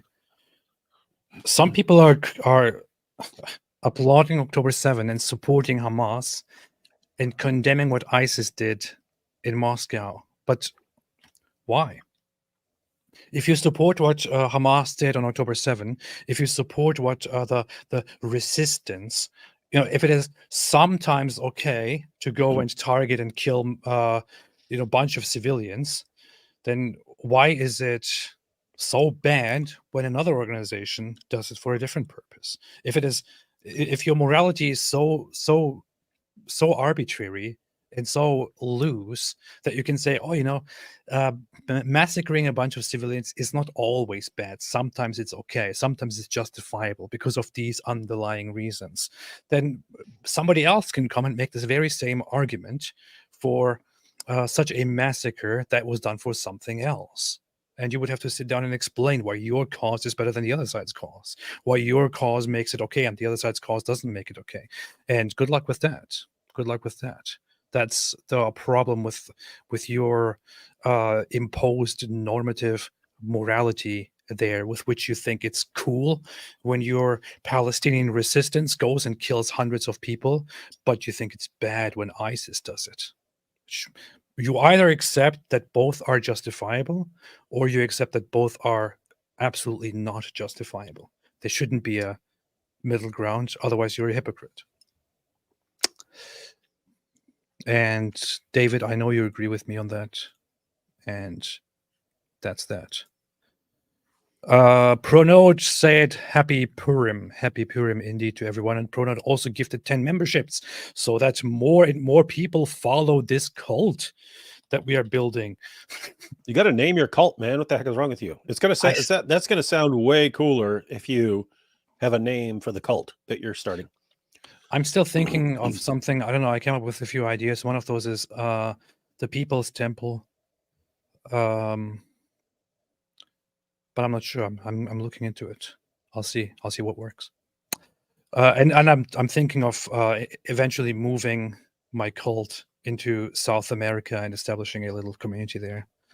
Apple Bucker said Candace is a big fan of Kanye, who has had his issues with Jewish folks, unfairly, of course. Also, Candace sympathizes with Gaza children suffering. Yeah, she very much does, of course. Well, I mean, you can sympathize with Gaza children suffering. I would not hold that against anyone. Kanye.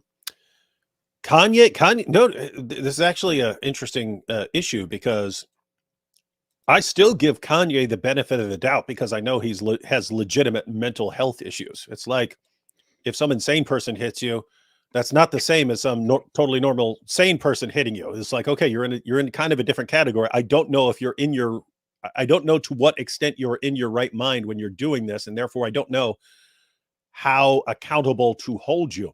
But what's Candace's excuse for apparently having some very similar views to those of Kanye? And Kanye have some more respect for Kanye. Imagine a Kanye fan coming into this and hearing that he has mental health issues. Kanye have some Imagine more how respect. that might make him feel.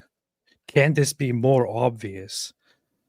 Sorge Vasvan said, always appreciate David Wood's straightforward, no-nonsense approach to socio-political issues, much needed in this complex, fast-changing world. Good point. Somebody loves you out there, David. Super chat of the day right there. Yeah, alhamdulillah. I will print this out and send it to you in your mail box. Cool. No, I want you to make a commemorative plaque with that on it. I will do that. Doshimayan said, I was a ex several hours ago, and I found it that some people actually believe that ISIS is funded by Mossad and it helped to organize terror attacks. Yes. Yes. Ari Wasserman said, Candy ass is like it's like my boob. She always gets exposed at the end. That's true. Pretty much the same people. GA said, great job, guys. Keep up the good work. Can you rate these three in terms of being the most intellectually dishonest? Candace Owens, Reza Aslan, or Cenk Uygur? To be honest, I haven't listened to enough from Reza Aslan to put him anywhere on this ranking. But I would say, while disliking him a little bit, I do dislike what Cenk Uygur usually stands for and argues, but I must say, I think from what I have seen, Candace Owens is significantly more dishonest than Cenk Uygur. David doesn't even know who these people are, so he can't comment on this.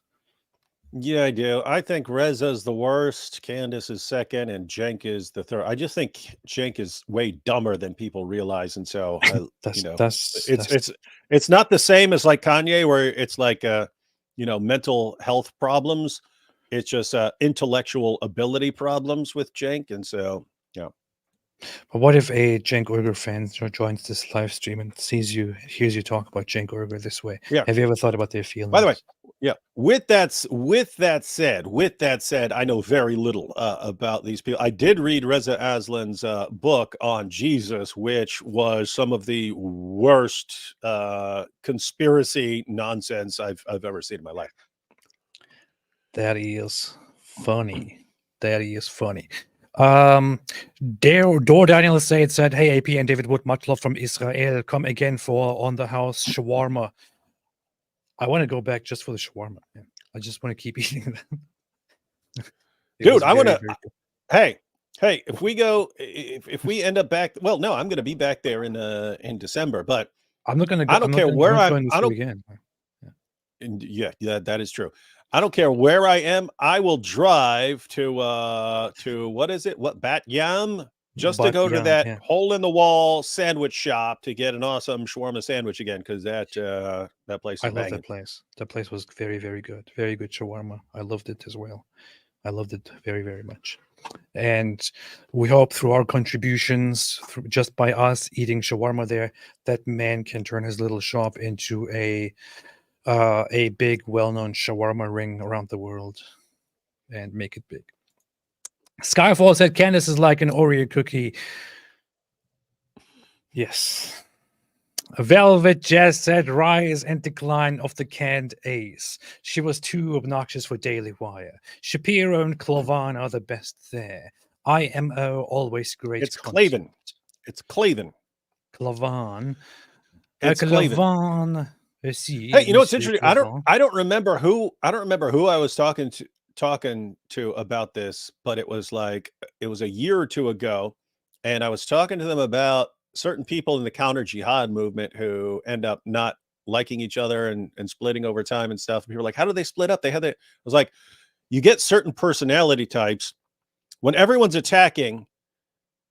you get a certain personality type who can stand up in the middle of the attack, right? Who can stand up and say, okay, I can take it all, do your worst, because lots of people will give in to the pressure. If you're relentlessly bombarded by insults and so on, a lot of people just slowly fade out. There are certain people who like thrive in that kind of atmosphere of everyone's attacking them and so on.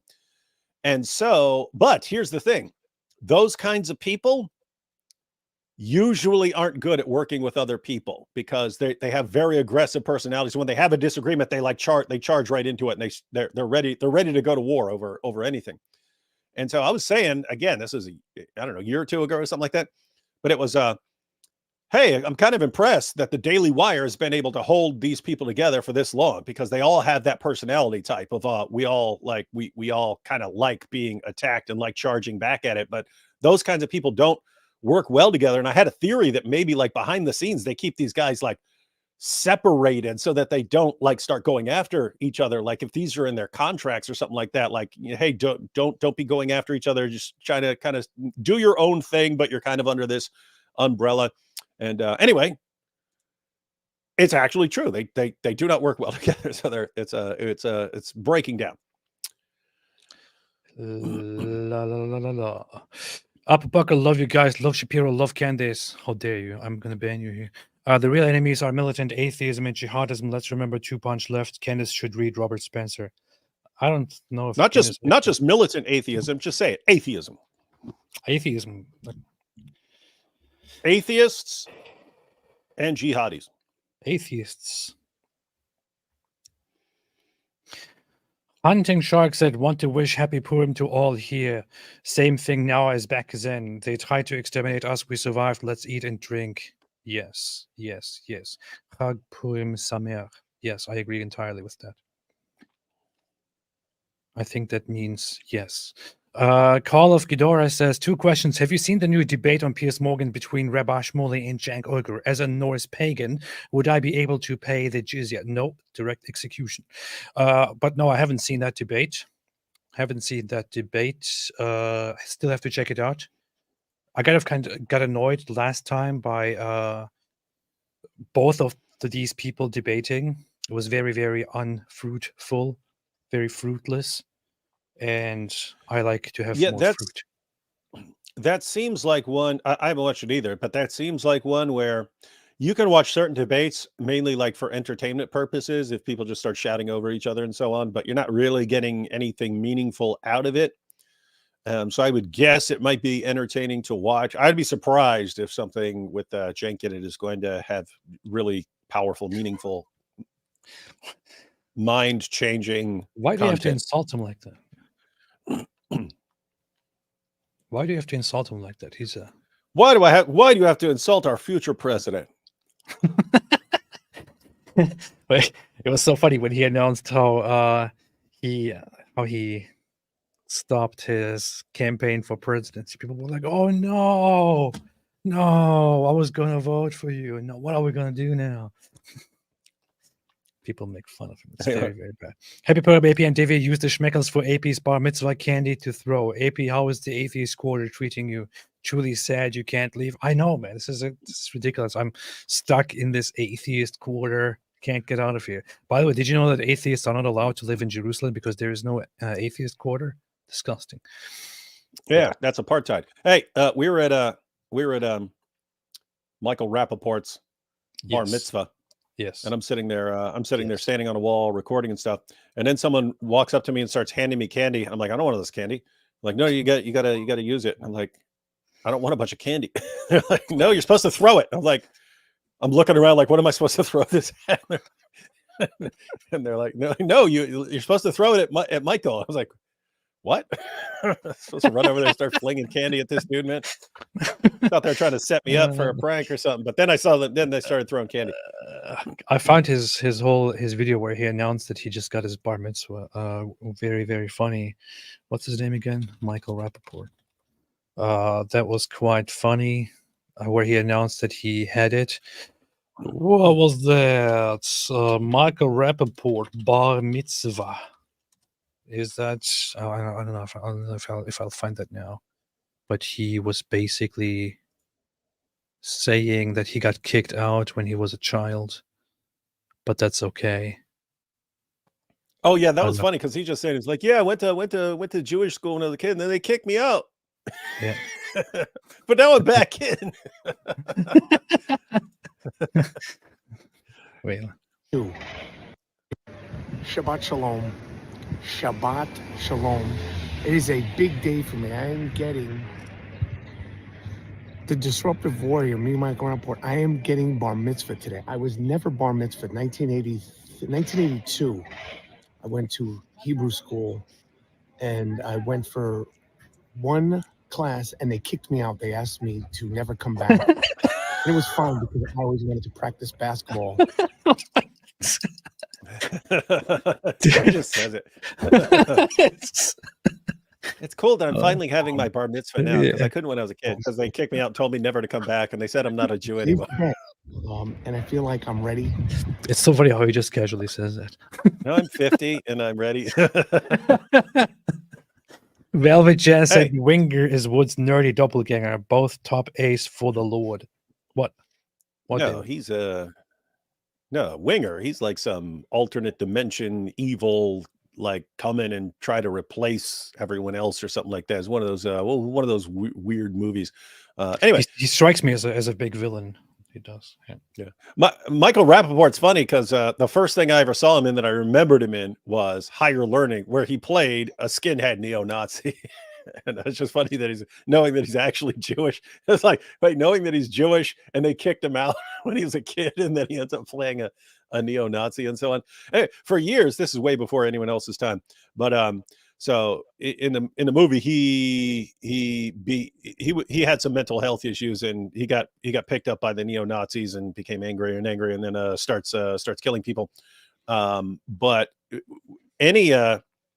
lots of white dudes in prison who would just even if they weren't Nazis, if it was a white dude who cut his hair short, people would call him Remy. People would call those Remy. It became a standard for several years in prison to call any white dude with short hair Remy because of that part that everyone remembered. I don't remember. It was before your time. You weren't even born yet. I was always born. Hey, did you see our dear friend Muslim Cowboy? A Muslim Cowboy. Yahoo! Muslim Cowboy, what's going on here? What are you doing? Hey, that's a pretty rude response. Well, he asked for it. Muslim Cowboy. Behave yourself. He said Moses was a Muslim, not a Jew.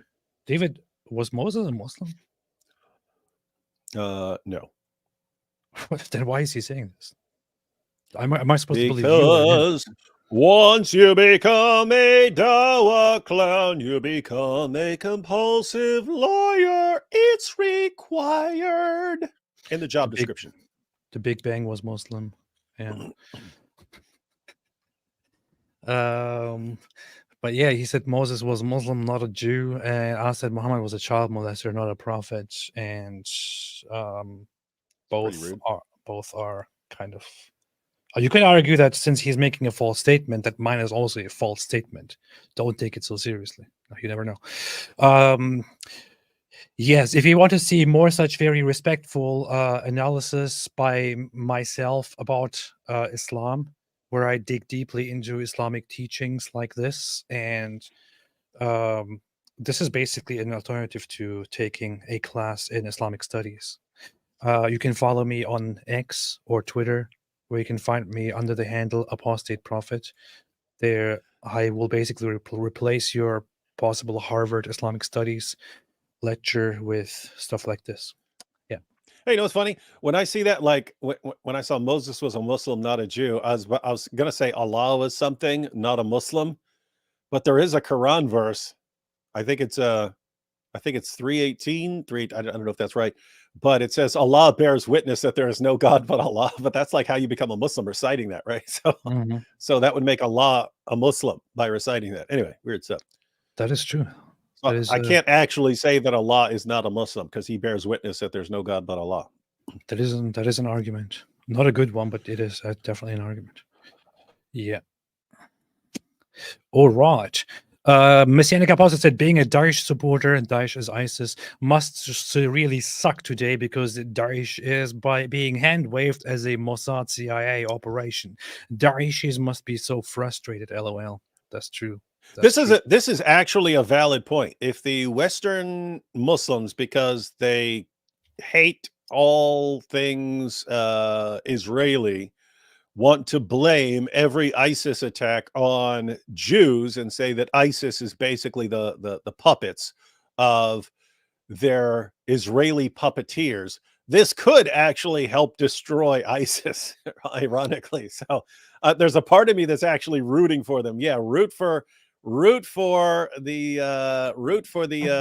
Western Muslims who blame everything ISIS does on Jews, to such an extent that maybe ISIS loses all credibility in the Ummah and maybe people stop joining. That's funny. In the end, you have these ISIS guys sitting there and thinking, brothers, is there still a point to going out and carrying out these attacks? Nobody believes it's us anyway. Let's just. We might need to do a skit about that. Like 4 or 5 ISIS jihadis in a room, and they're all mad. Why can't? Maybe Shake Your Booty is trying to console them. It's like these guys are sitting in a room and celebrating. Yes, you did. We did it, guys. Alhamdulillah, we did it. Alhamdulillah. It was a Let's check perfect social media. attack. It Let's was a check perfect social attack. media. See how the Jews did it. What? It wasn't the Jews. It was us. Daesh, by the way, is the Arabic abbreviation. It stands for Dawlat al-Islam, and then Iraq and Sham. So for ISIS, Islamic State of Iraq and Syria. That's the Arab thing. Some people prefer to do the Arab abbreviation. Stefan de Pardo said, if Israel is apartheid, then Malaysia is as well. We have a set of Sharia law as well as civil law, racial-based economic segregation, special rights. Yeah, but it's not bad when Muslims do it, Stefan. That's what you're missing. It's not bad when Muslims do it. Alhamdulillah. Rusty said, life is suffering and Christ is the only thing that gives it meaning. I don't know how you do, YP. Well. Just ask me. I have no idea. Got a point. Raisin Bread said, oh, by the way, for all of those who were offended earlier and who have ever since left because I insulted atheists, I must say I am an atheist. Raisin Bread said, women who love Candace may feel it's okay to marry Muslim men and have babies with them. After Candace's endorsement of Muslims, Candace herself married a Catholic man, and look what she has become. Did you see that she issued an apology to Muslims? Yeah. What was that? What did she say? What did she say? She said, I already told you. She said, I was trained to believe that I had to hate all Muslims. Like all Americans, I was trained that I had to hate and despise and blame all Muslims. But I apologize for that thing that never happened and that I made up. I'm so sorry. I'm so sorry. I was young. I was 11 years old. But that beating every... Shut up. I can't find a proper clip of this anyway. Raisin Bread, yeah. So that really shows you, right? The credibility of Candace Owens. She has always been a goof, always been a grifter, always been an unreliable clown source, and I will maintain that. I said that years ago, and I have been having that. I have had that same opinion on her for a long time. And I will not change my opinion until I see that she has any sign of decency or integrity. She's also the one who protects Andrew Tate, knowingly lying about him and protecting his image, despite knowing that he's engaging in illegal behavior and forcing or conditioning women into doing online sex work for him. And she tries to brush it all under the rug and lie for him and change videos even and clip things to make him look like a good guy. This is what Candace Owens says. You can't trust her. She is the devil. Hosts from David Wood, including Candace, say people in the U.S. should have more Daily babies. Wire. Enough. Daily Wire. Hosts from David Wood, including Candace, say people in the U.S. should have more babies because they are not reproducing enough. David, have you ever said that? No, but that is actually correct. Guys, that's part of the reasoning. You have birth rates. Once the birth rates drop below a point where you have enough people who are going to be entering the workforce to replace those who are retiring. Whenever that happens, whenever the birth rates are so low that you're not going to have enough people entering the workforce to replace the people who are leaving the workforce, then what do the governments do? They start bringing in more people.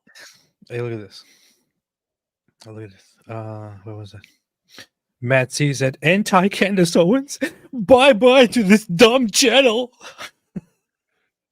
You got a message for him, AP? I do. First off, if something about getting out of here.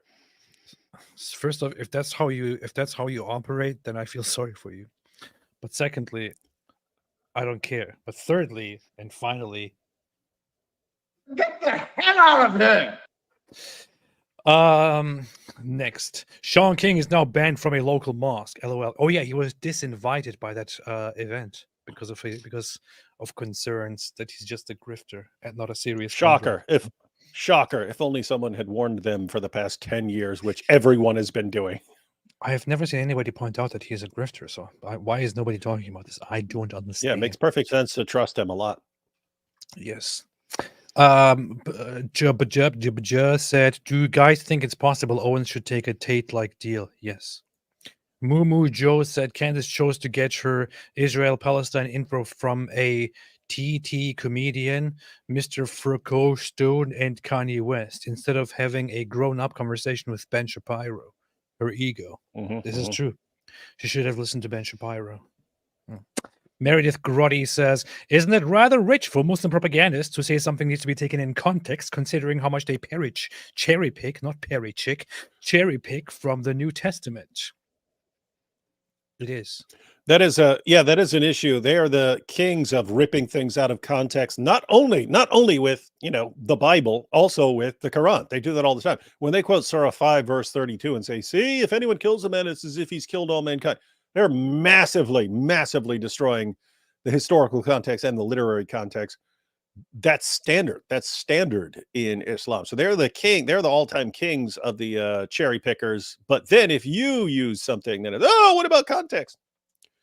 Yeah, that is true. That is true. Some dummy said, wait a minute. Where was that? Some dummy said that we are facing a new battle nowadays. And if these guys, here. Thunderboob says, if these guys start talking about the Talmud the way they spoke about the Quran and the Hadith, I'll take them seriously. Y'all were so important back in the day. Now we face a new battle. No, Thunderboob. Listen, Thunderboob. If you think that there is some good criticism, some very important criticism, dear Thunderboob, that needs to be done and directed at the Talmud, then how about, dear Thunderboob, why do you not go out there and sit down just like us, dear Thunderboob, and talk about the Talmud, dear Thunderboob? Or if you have other people, dear Thunderboob, who want to talk about the Talmud and who have actual valid points to raise, and who, just the way we talk about the Quran, dive deeply and nicely into the Talmud, dear Thunderboob, why don't you endorse them and then we can see what they have to say, dear Thunderboob? The issue here is that I highly suspect your knowledge of the Talmud consists of screenshots that people regularly on social media. Compiled by neo-Nazis. And by the way, AP, haven't we done shows where we actually go through those? We actually pull up one of those screenshots and we actually start looking up the passages and what we find over and over. By the way, just to be clear, not defending the Talmud, you can find all sorts of messed up stuff in the Talmud. The actual nature of it is an ongoing discussion, a series of ongoing discussions and debates among rabbis. So what you'll find in there is Rabbi so-and-so said this horrible, messed up thing. Rabbi so-and-so said this other thing that completely contradicted that rabbi. But they'll quote the rabbi who says the messed up thing, and then they'll say, see the Talmud, and therefore this is what Jews believe. Yes. And it's like multiple levels of deception. One, you're cherry picking. Two, you're acting like the Talmud is a book like the Quran and that it's an order from God when it's a commentary when it's a comment from a rabbi, and then you're acting like this is a blanket command to all Jews that is binding, and then you're acting like the Jewish community in general knows this stuff. AP, of all the Jews we met, of all the Jews that we met in Israel, we met a ton of Jews everywhere we went. Jews. How many, we didn't ask them about this, but how many of those Jews that we met do you think would be aware of these quotations in the Talmud or have a general knowledge of the Talmud? What percentage would you think? Near zero, I would say. I would guess near zero. And so, thunder boob. Let me say here, if you ended up with, so let's be fair here, there are messed up quotations from rabbis in the Talmud. That is true. If you ended up with somewhere in the ballpark of between 1 and 2 billion people who say, we obey that rabbi's statement that is a danger to the entire world because of how messed up you have. So let's suppose that you had a billion plus people and they all follow that particular rabbi's claim so that it became a significant danger to me and AP and the future of humanity. Then guess what? By golly, we will respond exactly the same way as we respond to the Quran and the Hadith. In the meantime, we're probably going to focus on the people who promise and guarantee that they're building an Islamic state and they're going to slaughter us, which is what we hear from Ali Dawa and Daniel Hakikachu and Jake, the Muslim metaphysician. They brag about building their Islamic state and then killing us. You're saying, here's the Talmud, which I mean, my goodness, I don't even know. By the way, here's another thing. The level of stupidity. Here's another thing, dear Thunderboob. I just want to show you one thing. Since you think that the Talmud is this book that is just like the Quran, and it can be compared like that. So here's one thing that I quickly want to demonstrate for you, dear Thunderboob. The Holy Quran contains of 77,880 words. The Talmud consists of 1,860,000 words. Let's calculate that here briefly. Let's just say 1.8 million, because there are some there is some discrepancy among the versions, but let's say 1.8 million. And how many words was the Quran? How many words was the Quran in comparison? 77,880. Let's say 78,000. So according to these calculations, the Talmud is about 23 times bigger than the Quran. You see, our book is so much stronger than yours. Well, see, if it's 23 times bigger, then that obviously means you should be criticizing it 23 times as much. And Nick Frito says so. Yeah, and this is, by the way, on top of the Hebrew Bible, also known as the Tanakh, which is already, I think, 4 or 5 times bigger than the Quran in and of itself. These books are not of the same nature and don't go by the same standards. The Quran is a tiny book in comparison. The Hadiths are a carefully collected compilation with many repetitions. Where, for example, Sahih Bukhari, I have a compilation of it that is put into one little book because of all the repetitions removed and so on. The Talmud is not just it's not just a book that everyone can read and memorize and learn all the rules from. Judaism has over 600 something commandments that people are supposed to follow, and almost nobody reads the Talmud. People study the Talmud in order to understand all the debates and discussions and derive a way of thinking and ruling from them. Only very few people are rabbis and are studying every day until they die. And those are the people from whom you obtain knowledge. You don't even understand the religion that you are talking about. How do you expect people to critique it? How do you claim to even know anything about it?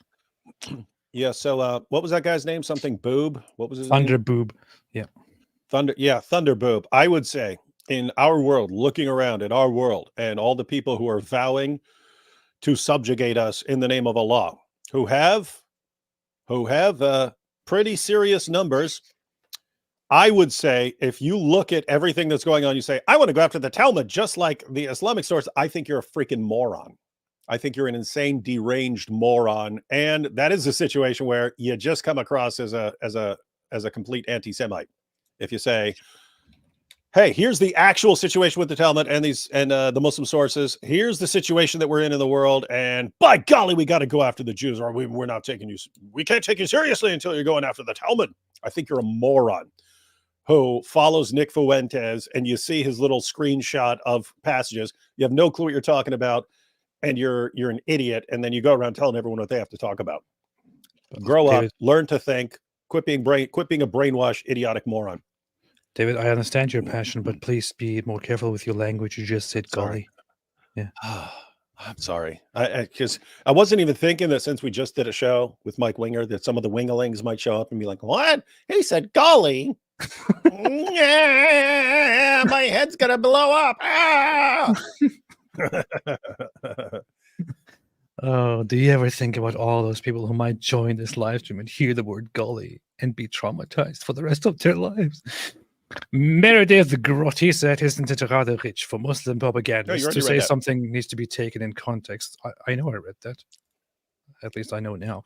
Rick Newton said, "Islam is a holy religion, holes in a narrative, holes in all its truth, holes made by lead, holes in righteousness, holes where brains should be." I was very, very much afraid that this would go back to a conversation that we were having earlier about holes again, as we were talking about Mohammed Hijab. And I'm glad it didn't go there, but of course David had to ruin that. Hunting Shark says, "Momo wants to get blow from child. They liberate to be clothed cleaner. Wonder why they like children scraping their clothes." Yeah, very, very much. Doshama and Putnam FSB British decided to make new recipe of raisin sugar, which was a similar one in 1999. That is my actual thoughts about terror action. Huh. That's interesting. I don't know what you're talking about, but I agree with you very much. Michael said, "Muslims are actually ready to murder hundreds and thousands of innocent people to defend a hallucinating PDF file." PDF files are very important. Adi Wasserman said, "Candy asked, clearly anti-Semitism is relative, since by the Jews' definition, me saying that Shmuley drinks children's blood is anti-Semitic because since I said it, it's true." Oh, man. She doesn't even see the problem there. And that's just, you can't be that stupid. I'm sorry. You just can't be that stupid. Eli made a super chat of $200 and said, "Love you both." I think that's a mistake. It's supposed to say "love you, AP," not "love you both." I think there's a typo. He made a mistake because he has big fingers and couldn't type it properly. But I appreciate this very, very much. He let me drive his car when I was in Florida. That was cool. Oh, nice. Nice. That's cool. That's cool. Thank you so much, Eli. Always appreciate it. Always very much appreciate it.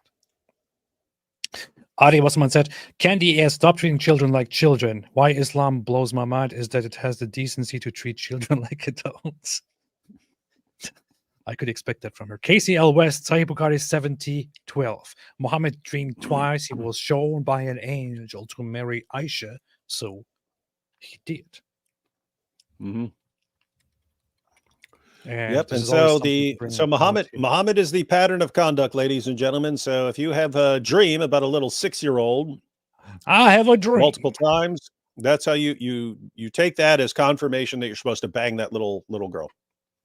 It would be funny to make a comparison between Martin Luther King's dream and Muhammad's dream.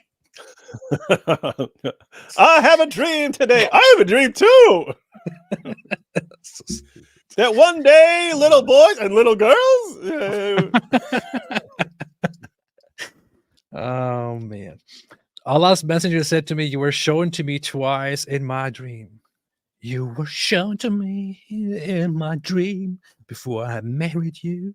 I saw an angel carrying you in a silken piece of cloth, and I said to him, uncover her. And behold, it was you. I said to myself, if this is from Allah, then it must happen.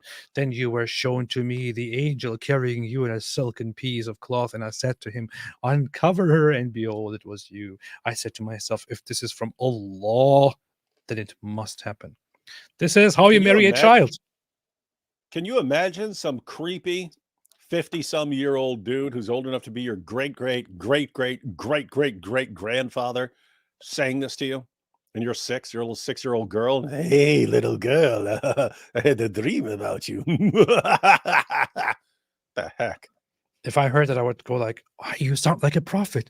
You sound like a prophet. You Can I must be please a true follow you? You're a true prophet. Wow, I've never heard such beautiful words come out of anyone's beautiful mouth before."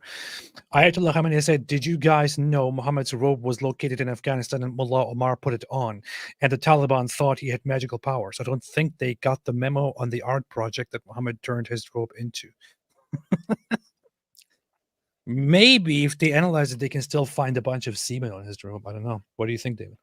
They probably could. Hey, that could be the beginning of a science fiction film. They find Muhammad's garment, and then they're like, "Oh, this thing is actually covered in semen." Hey, so then they're like, "Oh, we can get the semen and we can clone the prophet, alhamdulillah." But then they start cloning, and it turns out to be from like 20 different dudes and some goats. Classic. This is so Islamophobic, man. I can't even believe I'm hearing this. Terrible Islamophobia. There was this time where Candace was having a back and forth with Ben Shapiro. And Ben Shapiro said, "Candace, if you feel that taking money from the Daily Wire somehow comes between you and God, by all means quit." Now, I want to kind of look at the Candace Owens tweet, but unfortunately, you're blocked. I'm blocked, and yeah, that's the problem. Hey, wait, other people are also blocked, so I'm not the only one. Yay, this is good. Fortunately, I'm blocked, so I can't look at it. But yeah, very, very sad situation. SGT said, "Hey guys, I have to do about Islam to my church." What? I have to do about Islam to my church. Besides you guys, where is a good place to learn about Islam and the Christian response? Nowhere else. There's only us. AnsweringIslam.net. AnsweringIslam.net. Pick a topic that you're interested in. Read the articles on it. Everything's arranged by category. They've got every issue that you could possibly be interested in. Tons of articles written by me and many others, and you can get everything you need there. Oh. Somebody has the idea to open it in incognito mode. But I'm not sure if that actually works nowadays. Oh, it does. That's a funny idea. Blessed are the peacemakers. Look, this is what and so I heard from Candace Owens, a great quotation. And this truly displays her wisdom almost as much as her defending me in spite of everything I've done. Candace Owens says, "Blessed are the peacemakers." What a wonderful quotation from a truly brilliant woman. Yeah, for those who don't know, Andrew Tate was talking about the conflict between Candace Owens and Ben Shapiro, and he then said, "Well, Candace Owens said, 'Blessed are the peacemakers,' and she's much smarter than all of these other people combined." So she actually thought this is a quote by Candace Owens. She thought Candace Owens is the one who actually said this, when Candace Owens is not the one who says this. She's quoting somebody else. Who is she quoting, David? Who could she be quoting here? Yeah, it's crazy. She actually got credit for the words of Jesus here. Man. So she said, "Blessed are the peacemakers, for they shall be called the children of God. Blessed are they which are persecuted for righteousness' sake, for theirs is the kingdom of heaven. Blessed are ye when men shall revile you and persecute you, and shall say all manner of evil against you falsely for my sake. No one can serve two masters. Either you will hate the one and love the other, or you will be devoted to the one and despise the other." Now, here, my first problem with this is, if you're going to quote a text, if you're going to quote scripture, why would you not quote it? Why would you write it down as if it was your words? And then she said, "You cannot serve both God and money." And this happened in the middle of big fights and disagreements within the Daily Wire and her. So it was kind of implied that she is taking a shot at the Daily Wire and Ben then replied to this by saying, if you feel like taking money from Daily Wire somehow comes between you and God, by all means quit. So, and she then twisted this and said, how dare you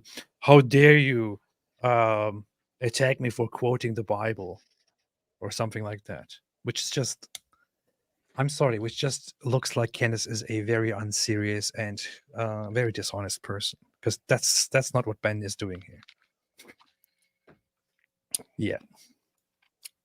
Anyway, Georgia Dangstrup said societies are meant to evolve. Understanding that children evolve physically, emotionally, and mentally into adults all matters. Scientifically understood what the average age is. Okay, but Islam says it's okay to marry little children. So who are you? Excuse me. Yeah. That's that. Who are you going to listen to? A Muslim or doctors? Muslim or the Cowboys? Marta M said, what's the tweet it was in response for? Yes, I don't know what you're talking about. This is way too late. I'm sorry. Mind, Body, Soul Cleanse said, please, can you talk about religion? Oh, yeah, that was about Rabbi Shmuley. Can you talk about religion of peace, ISIS attack on Russia? We will talk about this tomorrow on David Wood's channel. David Wood's channel. We're trying to get us to talk about everything on one show. You see that thing down there? Those words underneath the video? It's called a topic. Yes. What's this called? Topic, title, Mela whatever you want to call it. She's not a That's good what we're looking talking about. conservative, in my opinion. I agree. She's terrible. Loading Crow said she should convert to Islam just so we can call her Can't Dance. Oh, that's good. Terrible joke. I love it. Marcy Word said, just cause yesterday we were on David Wood's channel, but what do you guys think of Allah to the Christian Satan? They are both deceivers. David, what is your 5-word response? Allah, best of deceivers. Satan, can't do it. Satan, father of lies in the Bible. So Satan is the father of lies in the Bible. In the Quran, Allah is the best of deceivers. Draw your own way conclusions. more than 5 words, but yeah. You have crossed the limit. You are out of line. Robert Michael says, the idea that Candace has been muzzled is delusional. David Wood tolerated her insane ideas for months before giving her the boot. I'm glad to see her gone. Yes. I think you meant to say Daily Wire here. Unfortunately, you typed David Wood here. But yes, otherwise, I agree with you very much. No, you typed the David Wood. The David Wood. Yeah, they tolerated her for way too long. And some people were like, oh, so I thought Daily Wire is about freedom of speech. Yeah, Nothing freedom of speech doesn't. Yeah, all. freedom of speech doesn't mean you have to work with everyone in spite of their ridiculous claims under the same company. It's not what freedom of speech means, guys. Yeah, doesn't mean if you hey, here's some young conservative speaker, let's get this guy working for us, and he starts spouting, slaughter everyone, slaughter all the Jews, let's slaughter them all. And you're like, oh well, freedom of speech, and therefore we'll keep working with them. It's not what it means, and people are idiots for thinking so. That is true. But if you're going to say that getting rid of her as a result of that goes against freedom of speech, then why wouldn't you argue that you should also hire anyone, regardless of their views, if you want to abide by freedom of speech? Then you could say, oh, you should just as a conservative religious outlet, you should be basically forced, in order to keep with your principles, to hire somebody who is, I don't know, who advocates for Satanism. Yeah, and you have to give them millions of dollars because freedom of speech. Come on. Yes, yeah, that's not how it works. That's the idea behind canceling her. We are paying you, and you're saying things that everyone here regards as awful and horrible. We're not paying you anymore. So goodbye. You're gone. Yes. Moo Joe said, as long as we import Muslims and provide them, we spend $50,000 a year on every immigrant, including the Muslims. So in a way, we give billions for the Palestinians. Why shouldn't we give Israel? Yeah, you can make all kinds of different arguments as you wish. W. Daniel said, do you think her Hamas attacks will one day be seen as a biblical event? Their Hamas attacks as a biblical event? That's a good question. I'm not sure how to respond to this question. I guess he's thinking like like in terms, like, is this fulfillment of biblical prophecy and so on? I wouldn't think this is specifically going to be some huge biblical event. As an atheist, I think it is, actually. Mosh Cohen said there is a short video called Before You Boycott Israel. For those who wish to boycott, don't be hypocrites. Boycott everything in that video. I agree. I agree. You gonna pull that up? Because I kind of want to see this now. I know. I want to look it up too. Before you. He said it's short, man. He said it's short. The short video. Let's see. Before you boycott Israel. I can't see it. I don't know where it is. I don't know where it is. I can't. There is no video with such a title. I can't find it. Send it to me. Where is it, Tell me what the Mosh? title is. If once I see it, I will pull it up. But it's funny also that people say boycott all brands and companies that support Israel, and they say that on Twitter. Twitter is supporting Israel as well. Get out of there. If you want to boycott Israel so much, get out of there. Don't tweet. Be dumb. Be stupid. Oh wait, hey. Oh no, What? I did see there's an old video that's 13 years old that I found. I don't watch 13-year-old videos. That one's Before You Boycott Israel. Yeah, there's some old ones. I don't want to watch videos of 13-year-olds. Yeah, we'll have to check that out later. Yeah. Yes. Moo Cow says Ansbach, Germany music festival bombing. Manchester, UK Ariana Grande concert bombing. Nova festival music massacre. Moscow, Russia concert attack. They hate music, anti-music, anti-humanity. And by the way, that very, very much true. I recently tweeted about the whole attack against the attack in Manchester during the Ariana Grande concert. People were horrified by it. And I just want to ask why. All those who justified Hamas's attack on October 7th, why would you condemn or find the attack in Manchester horrifying? Apparently it's okay to do it sometimes, so why shouldn't it be okay to go to an Ariana Grande concert and do the same thing by that logic, right? Don't be animals. Just don't ever justify any sort of terrorist attack against civilians. Yeah, and this is we'll be talking about some of this stuff tomorrow, but with all the conspiracies, it's like, hey, we know of one group that really, really loves attacking concerts. Oh, a concert was just attacked. Hey, the same group that really, really loves attacking concerts said they're the ones who attacked that concert, and they're the ones with this huge track record of attacking concerts. I guess it must be the Jews who actually did it, and not the group that's saying they did it that has this long track record of attacking concerts. It's interesting because, I mean, keep in mind, there can always be an actual conspiracy. There can always be the CIA or Mossad or something like that doing things. When that becomes your go-to. So anyway, the point is you could possibly find out information in the future that points to involvement of the CIA or something like this, or they're actually pulling the strings. Until you have some actual evidence for that, my goodness, you've got a group that does things in one way. Then it happens. Then they said, we did that. And your response is, it's the other people. That's really, really sad thinking right now. I don't want to join a cult. Then what are you doing here? Block him. Blocked, banned, lifetime ban. Permanently block him. No way, Jose.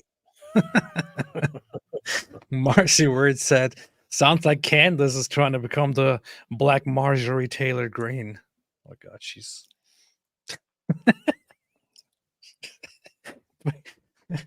Did you see that video? Do you even know who that is? Marjorie. She's some congresswoman or something like that. She's a Republican congresswoman. She's blonde. She's blonde. She wore fur. She wore a big fur coat or something like that to the State of the Union address a couple years ago or something like that. Yeah. she had these crazy. She made this crazy. She made this crazy tweet years ago about how the wildfires were could have been caused by space lasers that are owned by certain families and some garbage like that. I think it was later deleted, but it was a very, very crazy tweet, a very insane tweet on the level of, I don't know, insane conspiracy theorist stuff that you normally hear from people who believe that there are intergalactic lizard people who control all of us. But it was also very much seen as a space lasers. It was seen as a clear anti-Jewish conspiracy theory because she was referencing Jewish names in the people who supposedly own those space lasers. And she has been asked over the years to elaborate on that, and recently she got asked again, and she was very angry in response. Go ahead. Hey, AP. What? Hey, AP. What? Sorry, I just blocked a guy named Omar. When I said block Jose, this guy named Omar is like, "Ha ha, you can't block. Go ahead and try to block me, David Wood. See what happens." I was like, "Okay." So anyway, I blocked a guy for running his mouth saying I couldn't block him. Yeah. Bye, Omar.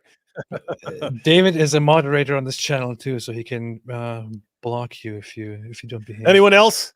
Anyone else? I always like that anyone else line. Saw a fight in prison once, and one dude just beat the crap out of this dude. Bam, bam, bam, bam, bam. He stands up, and all of a sudden he goes, "Anyone else?" It was pretty epic line. I want to use that someday. But this is a funny video. I think this is it. There's going to be a very, very brief profanity here, so please make sure that your seatbelts are buckled and everything is all right, and you're wearing your ear covers.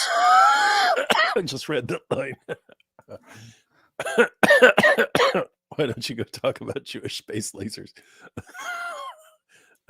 Wait, I'm not sure if this is the whole video though, because it gets right into it. Why don't you go talk about Jewish space lasers? And really, why don't you fuck off? How about that? Thanks. Thank you very much. Thank you so much. The news agency. Okay, let's see. Her to drop out and support President Trump, and I think tonight is the clear message that President Trump is the clear front runner. He's the winner in our Republican primary, and it's time for Nikki Haley to drop out and support him. Do you think President Trump, Mr. Trump, is closer to picking his VP, and should you be on that list? Oh, that's the question everyone asks, and no, I don't think Nikki Haley should be on the list. But of course, President Trump will choose who he wants for VP. Would you like to be on that list? He's got a long list. I support President Trump in any way he'd ask me. But I can assure you it won't be Nikki Haley. And can you tell me why? This is so funny because so far it's just like a regular interview about the current election. Yeah, I'm wondering where it's going to go off the deep end, because apparently it escalates to 10 really quickly at some point.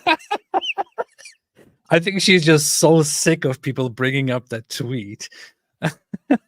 Why so many people that support Donald Trump love conspiracy theories, including yourself? He seems to attract lots of conspiracy theorists. Well, let me tell you, you're a conspiracy theorist, and the left and the media spreads more conspiracy theories. We like the truth. We like supporting our Constitution, our freedoms, and America first. So, what about Jewish space lasers? Tell us about Jewish space lasers. Why don't you go talk about Jewish space lasers? And really, why don't you fuck off? How about that? Thanks. Thank you very much. Thank you. She gave her some social media gold right there. I mean, I'm not even interested in the political aspect of all this and the whole discussion, and don't support one side or the other. Don't have anything against this woman, but this is just comedy gold. It's just a brilliant moment. And I always thought to myself, you really have to have a lot of self-control to be a politician and be so much in the public eye and be confronted with stuff like this the entire time. And I watched an interview of her in the past, and I thought, well, much respect. I don't know how she does it. And here she lost it. It's quite funny. I found that I've actually hilarious. Shermer's an atheist. We talked about Yes. Michael Shermer not terribly long ago, but he is good on why people believe certain things. I've heard his book Conspiracy You heard his book? recommended. How do you hear a book? I've heard his book You read a recommended book. You don't hear a book unless you listen to the audio. as including lots of awesome information about conspiracy. Oh, this was just 2 years ago. He came out with it under 2 years, 2022. Yeah, I'm getting this. I'm gonna get this, and I'm gonna absorb this information because everyone's going with the conspiracies nowadays. Am I right? You're gonna get a book, Especially and you're gonna AP. hear it. Shauna Thornton said Fuentes was also found with trans prawns on his computer. Draw your own conclusions. Oh yeah, he also. I saw some leaked messages of him. Yes, gay, minor. And it doesn't say that. It says prawns. I don't know what prawns. Prawns refers to a special type of videos. David's wood.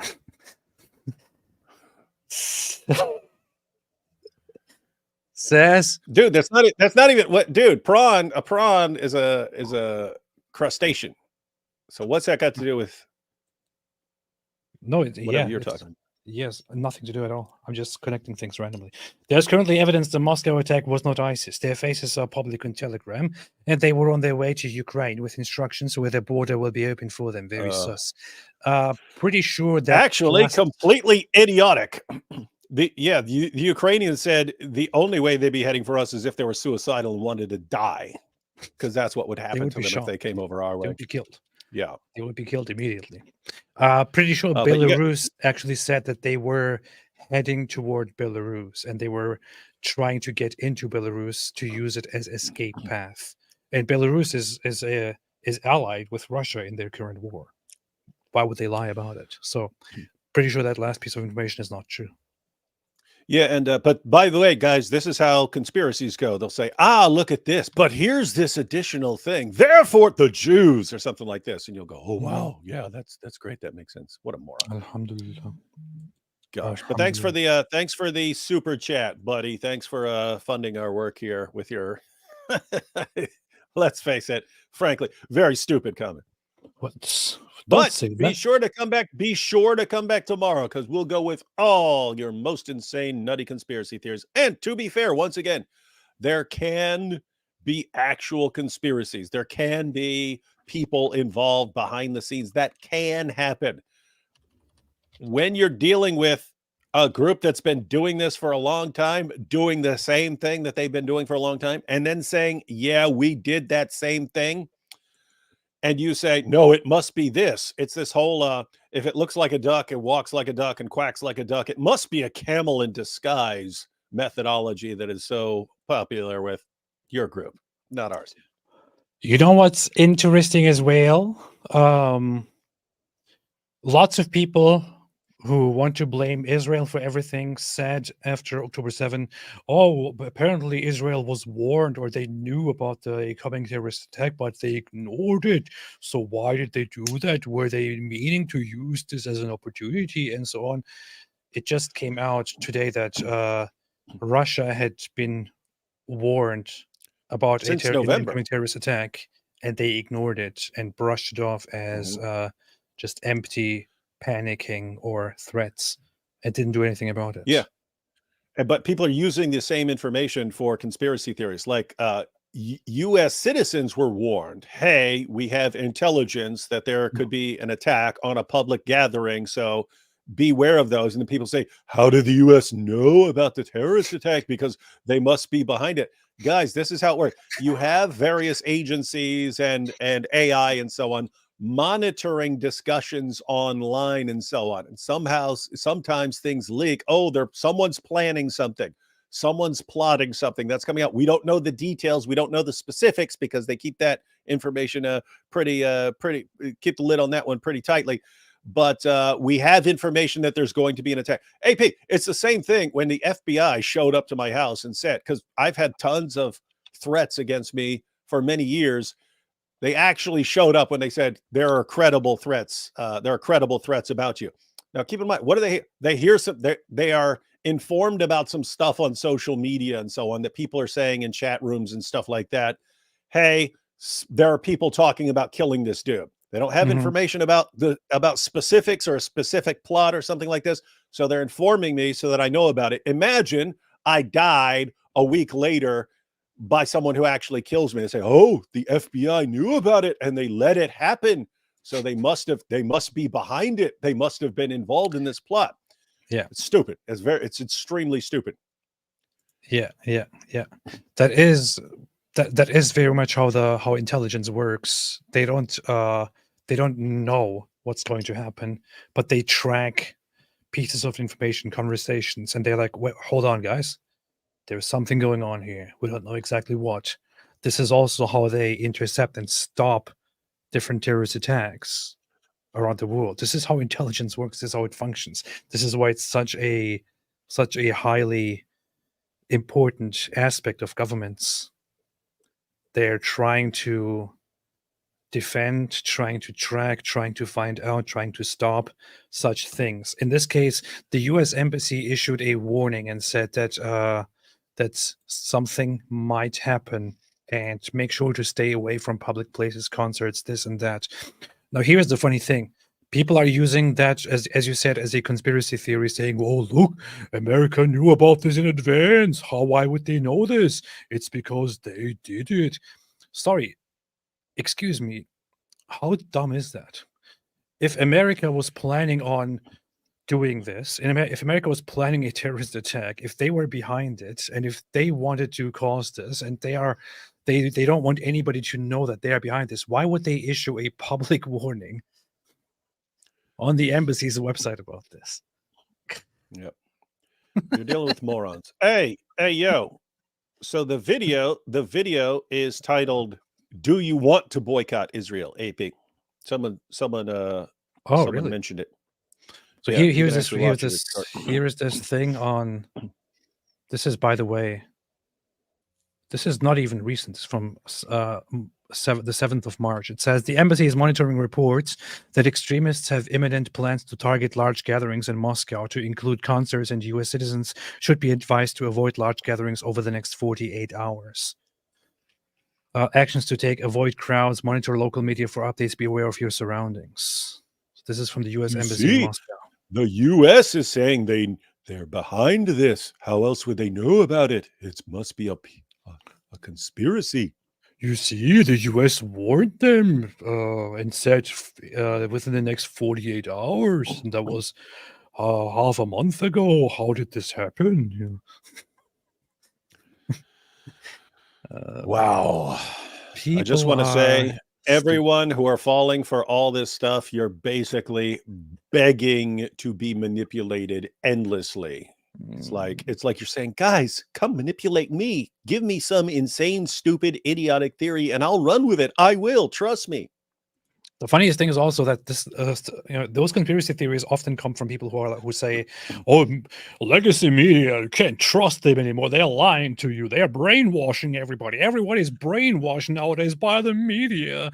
Don't trust the media." But I can trust Nick Fuentes, Nick Fritos. He said it. That's the guy we can trust. Yeah. So don't let the media lie to you. Let Nick Fuentes lie to you. Much better. It's much more fun. That's and right, guys. That's right, guys. There's only two people. There are only two people who won't lie to you. And they're right here. D. Wood and the Apostate Prophet. That's why you have to join us or perish. I'm the only person who tells you the accurate information out here. If anyone else says something, it's fake. David said, clarifying, they were Islamists. See, you insulted this guy. Now he's saying, there we have it. Clarifying, they were Islamists, but someone paid them and organized, and it is not yet confirmed to be ISIS. It must be the Jews. ISIS says they were doing it, but it hasn't been confirmed to be ISIS, and maybe it's the Jews. No, it is ISIS, Khorasan, ISIS K that took responsibility for it. And or as we call them, Special K. Yes. And as we have learned from October 7, we are now supposed to say free K, free K. And ceasefire now. And be worried about Islamophobia. Yes. 5 silver pesos made a super chat. Hey, 5 silver pesos. Very nice to see you here. That's pretty good. Name your cult Branch Ridvians. Ridvians and move to Wacko. Waco. It's Waco, man. Wacko. Only Wackos. Yeah, move that's to the side. Wacko. That's the side of the Branch Davidians. Yeah, yeah. Only what happened to them? Didn't they get raided or something? They got yeah. They had a big cult. Yeah, that was David Koresh. He was in there. He was banging everyone's daughters and stuff like that and making them their wives. And people found out this guy, they had an arsenal in there. Government showed up, told them to come on out. They refused. Big standoff. Finally people start shooting and they start loading the place up with tear gas and everything, and place burns to the ground. I don't know the details, but it was a pretty big bloodbath. And so you're being encouraged to do the same thing. Isn't it obvious? Why would you go to a place named Wacko? Like only Wackos would go there. Yeah, that's kind of funny. Yeah. Stupid. Hey, I want to establish my cult headquarters in Wacko. Yeah. Wacko, Texas. Sal Willis said, here's to hoping the people of Russia will rise up against tyrant Putin, blaming Ukraine to serve his interests rather than acknowledge the real threats. I would say don't keep your hopes up because the vast majority of Russians support Putin at the moment. So that's that. Unfortunately. VR and this is the thing where I will say there is one issue with media in the West. They made it look like over the years, or especially when the whole invasion of Ukraine started, like, oh, the people, they don't agree. Lots of people are actually dissatisfied. They don't want Putin no more. Not true. Simply not true. Viativistu said, I wouldn't be surprised if ISIS did it. Russia wrecked them so hard in Syria that they released That's a true. morbid song dedicated to Russia called Soon, very soon in Russian. ISIS can even work with Ukraine or USA. ISIS works with Yeah, media. so you had a bunch of nations dealing with ISIS in Iraq, in Syria. Syrian President Assad asked Russia for help, and Yes, Russia. When you see some of the pictures are used recently since October 7th of the rubble in Syria, and they say this is what Israel did to Gaza. No, that's Syria, and that's what Russia did. So yeah, ISIS does not like Russia. Russia's been dealing with ISIS, various offshoots of ISIS in various places. And yeah, matter of fact, just in the past year, Russia has had several fights with ISIS. And ISIS is looking, if you're thinking of the perspective of ISIS, you're looking at everything that's going on with Hamas and Israel and so on. These guys are starved for attention. You need the attention to get new recruits to replace your people who are dying. So you need more attention. What do? Big spectacle. You do it against Russia. Why? Russia's involved with Ukraine right now, and their hands are kind of full with that. And so now is a perfect opportunity to jump in there and say, see, guys, opportunity. We're still relevant. We can still carry out these attacks that we were carrying out years ago. Conclusion that people draw on social media, you see, it's the Jews. It was the perfect Jews. London. Yeah, Russia has been really rocking the Kasbah in Syria brutally. Meredith Grotti says you should name your cult the Talmudic Tunnel Benefit Fund. Yeah. That's how the jihadis do it. They always name it like some benefit fund, even though it's just going to terrorists. Also, what are the channel memberships for? I already told you what they're for. I'm going to create a cult. Then eventually this will lead to creating a compound somewhere down in the northeastern parts of South America. I'm likely to call it the People's Temple, where we will build a little town. And eventually, if things get a little bit out of hand, we will all have a little drink together. Yeah. But before that, everyone is going to have to give us their wives and daughters. What? That's what every cult does. Every cult does that. You got it. It's a requirement for having a cult. And before that, you will be a member of this channel, and your comments will be highlighted. And also, what I have been trying to establish, not very faithfully, but getting into it more and more is to have member only live streams, also called only members live streams. Only goats. On Wednesdays in the mornings where only members join, and I have a chat with them, with my wife, by the way. My wife and I, we go live for members only live streams, and it's quite fun. It's quite fun. Girls just want to have fun. Inquiring Christian said, love the content. Have y'all seen Myth Vision's response to David's video on Dome of the Rock? Wait a minute. Myth Vision made a video about David? What? Huh. No, haven't seen it yet. He probably humiliated you and crushed you and destroyed Probably you. powerful, probably very powerful. We have to look at that. Yeah. We will. Harris said, made a super sticker, which I shall not see yet, but I bet it's good. K-Theist said, Ahmed TB, an Arab Israeli Knesset member, liked Daniel Kikajou's conspiracy tweet that Israel is behind the ISIS attack. I saw a report about that. I tried to check the guy's Twitter account later on and couldn't find the like. But yeah, so you know what the funny thing is about Israel?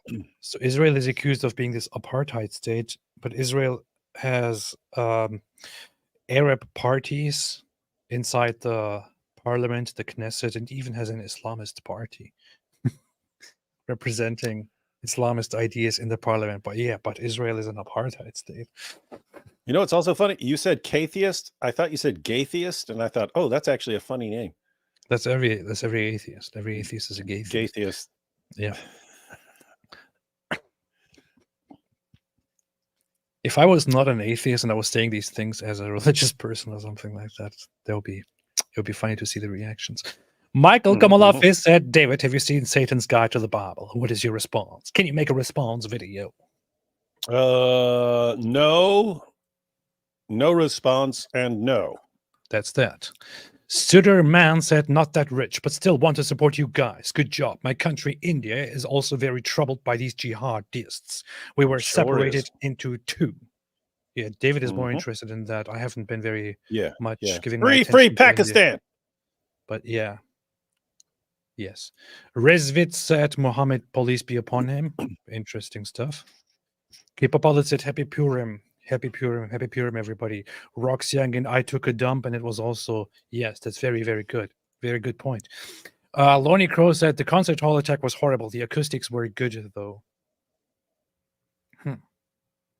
Interesting. Probably Pretty were, I would say.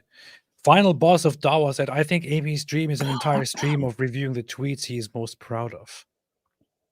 Yes. He is proud of those. Indeed. We're proud of that. Don Jones said, AP is an atheist with the heart of a Christian, and David Wood is a Christian with the heart of a warrior. Well, contrary to stereotype, A perfect warrior. Left by the tired binary between left and right culture war. This is good. This is a good comment, and it also reminds me of my hero, Jim Jones. So I like this super chat. Hey, see that? We're filling the gap between the binary. But if Mohammed Hijab hears that, I'd be, I believe in filling the gap too. That little girl. What's wrong with these guys, man? Everything is perverted to them. Pedophiles. Rise at Islamic Jihad has a song which says, following the example of the Prophet, we prepare an army like his family and companions on the day of Khaybar. Do they know that's when he was poisoned? Yep, that's what I made a video about that years ago, and remember Khaybar Jews, remember wait, when your prophet was poisoned and then spent the next 3 years in total agony until he died like a dog? That's what you want Jews to remember? Remember Khaybar. Khaybar, Yahu, that's what they say. With total exaggeration. Yeah, so any reference to Khaybar is the battle where is the battle that Muslims most remember for attacking and fighting and defeating a Jewish tribe. So when you hear Islamists say remember Khaybar, or they say Khaybar ya Yahud, Khaybar, oh Jews, it's basically a call to proudly fight and kill Jews. That's what it is. It is actually a better example of what's going on in the world than Muslims realize. It's what they're saying when they're saying that. And wait a minute, this is actually what got your prophet dead. This killed your prophet. This expedition to Khaybar is actually what killed your prophet. Your prophet would have lived many years beyond this if he hadn't attacked Khaybar. And in the Muslim mentality, it's worth it because we killed a bunch of Jews. Since we killed a bunch of Jews, it's worth even losing our prophet. That's very similar to the reasoning now where, if we cross that border and kill a bunch of Jews and then they bomb us down to rubble, it's worth it because we killed those Jews. It doesn't matter. It doesn't matter what the backlash is. It's worth it as long as this obsession with hating and killing Jews, it's like, it doesn't matter if it costs us our prophet. It doesn't matter if it costs us Gaza. It doesn't matter what it costs us as long as we get to kill Jews. It's been a problem for them for 14 centuries, this obsession. Yeah. That is very, very much true. Here is an example. I didn't know that there is actually a Wikipedia article about this. This is quite funny. About the phrase Khaybar, Khaybar ya Yahud. Khaybar, Khaybar ya Yahud, Jaish Mohammed Sufa Yahud means Khaybar, Khaybar, O Jews, the army of Muhammad will return, is an Arabic language rallying slogan referencing the Battle of Khaybar of 628, which began after Muhammad marched with a large Muslim army and besieged Khaybar, an oasis in present-day Saudi Arabia that was home to a notable Jewish community. The slogan is chanted primarily at public anti-Israel demonstrations, though it has been invoked during Islamist terrorist attacks as well. The chant has been categorized as anti-Semitic by the American news broadcaster PBS. This is like so obviously anti-Semitic. It doesn't have to be, sugarcoated. It is clearly as anti-Semitic as any slogan gets. And the Israeli newspaper, The Times of Israel. Yes. What? There should be a counter. I don't know what it would sound like in Arabic, but the counter should be Khaybar, Khaybar, O Muslims, the poison of Zainab will return. It was Zainab bint al-Harith who was the one who poisoned Muhammad. Yeah. The Khaybar, Khaybar, O Muslims, the poison of Zainab will return. As anti-Semitic, and by the Times of Israel, and by the British advocacy group Muslims Against Anti-Semitism. There's such a group, although there's not even a Wikipedia article for it because it's an irrelevant small group, I guess. Page does not exist. It's funny. There's only one person. And the American advocacy group, the Anti-Defamation League, the slogan was coined in the late 1980s during the first Intifada by Ahmed Yassin, really, founder of Hamas. Whoa. This gets even. I didn't know. Ooh, that's interesting. Founder, I didn't know that. Hamas. I had Founder no of idea. Hamas. That is very interesting. When people say this, they're shouting a Hamas slogan. It is interesting because I mean, think about this. So you guys, they're actually good at coming up with slogans and chants for their protests and rallies and so on. But guys, this is from the 1980s. How's it working out for you? How's it working out for you? You've had decades since then, decade after decade of, this is the year we'll destroy them. How's it working out for you? How's it working out for the people of Gaza? How's it working out for the people of the West Bank, this obsession with slaughtering Jews at any cost? Yeah. West Gang. Yeah. So this is an important aspect to actually take into consideration. Ahmed Yassin. By the way, you can find very nice photos of Ahmed Yassin, the founder of Hamas.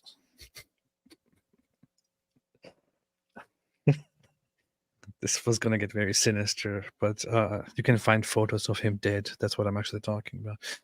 What? You can find photos of him dead with his followers coming and sitting at his side and crying and being sad and all that. They love death, so. Yeah. Hang on. Yassin was killed in an Israeli attack on the 22nd of March, 2004. So this guy saying, remember Jews, I'll get you. Boom, he's dead. Israeli AH-64 Apache helicopter fired Mackenzie says health- Wikipedia. fired a Yes, hellfire. Wikipedia. Stop trashing Wikipedia. Okay, some people out there are like, "Oh, Wikipedia. Why would you?" Wikipedia is a good source for many cases, including if you know how to use it. So sometimes you will find stuff that is written in here, and you would have to look into it. If you just use it as a source where you read something and are like, "Oh, wow, this is a fact." Okay, I will not look into anything else beside this. That's the wrong way to read something like Wikipedia. If you, however, use the information here and say, okay, I see, I see this was used by Ahmad Yassin, was founded by him. Let's see, what are the sources here? Let me open those sources, look into those later, and so on. It's quite a good information for that kind of stuff. It's people who say that that you shouldn't read Wikipedia. I'm sorry, I can't take it seriously. Can't take it seriously. But yes, Ahmad Yassin was the founder of the terrorist movement. Israel protests, terrorist attacks. Interesting. I didn't know that aspect of this at all. Must have a look at that. Allah is our goal. The Prophet is our and his leader. bodyguards. Yeah. Him and his bodyguards were all killed instantly, along with 9 bystanders, when the Apache helicopter fired Hellfire missiles at him because he was taken out of his house the same way every morning, and they got in tow and killed him. This guy who started the Kaibar chant. Yeah. That's true. Wikipedia has references for a reason. So AP is basically Mr. Bonelli. Mr. Bonelli. Mr. Bonelli. Mr. Bonelli. What a dummy. Seems like an interesting book to get, by the way. Islamic Jihad. I already read this, man. Eunuch Petsu said, here in Chennai, South India, State High Court ruled that watching child porn is not punishable. I've provided URL link in chat. JC loves DWAP. Gotta check it out. Wow. Well, guys, you need to stop that there in South India, or you're going to have a huge influx of Muslims. Alhamdulillah. Hunting Shark said, did Momo love Aisha's thunder boobs? Yes.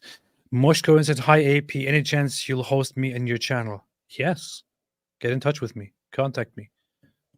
I will recognize you. Do it. Ari Wasaman said, is thunder actually Maboob? Dark Root. Well, who was Maboob? Wasn't that the guy who was... That appeared in an article that you were reading when we were live on your channel. And you were talking about that the mosque in India. Oh, yeah. The mosque that was taken down. It was some dude. Some guy Yeah, it named was some dude, and his name was Maboob. It's like, dude, change your name. It's like if your name is Maboob, Mabutt, Maballs, any of that, you need to change your name. Do the paperwork, pay the $60 or whatever it happens to be, change your name, because otherwise no one can take anything you're saying seriously because everyone's thinking about your dumb name. That's true. Have you guys checked out Mark Dice's roast of the Daily Wire and slight roast of Candace? Said Dark Road. I don't know who Mark Dice is, so I haven't checked it out.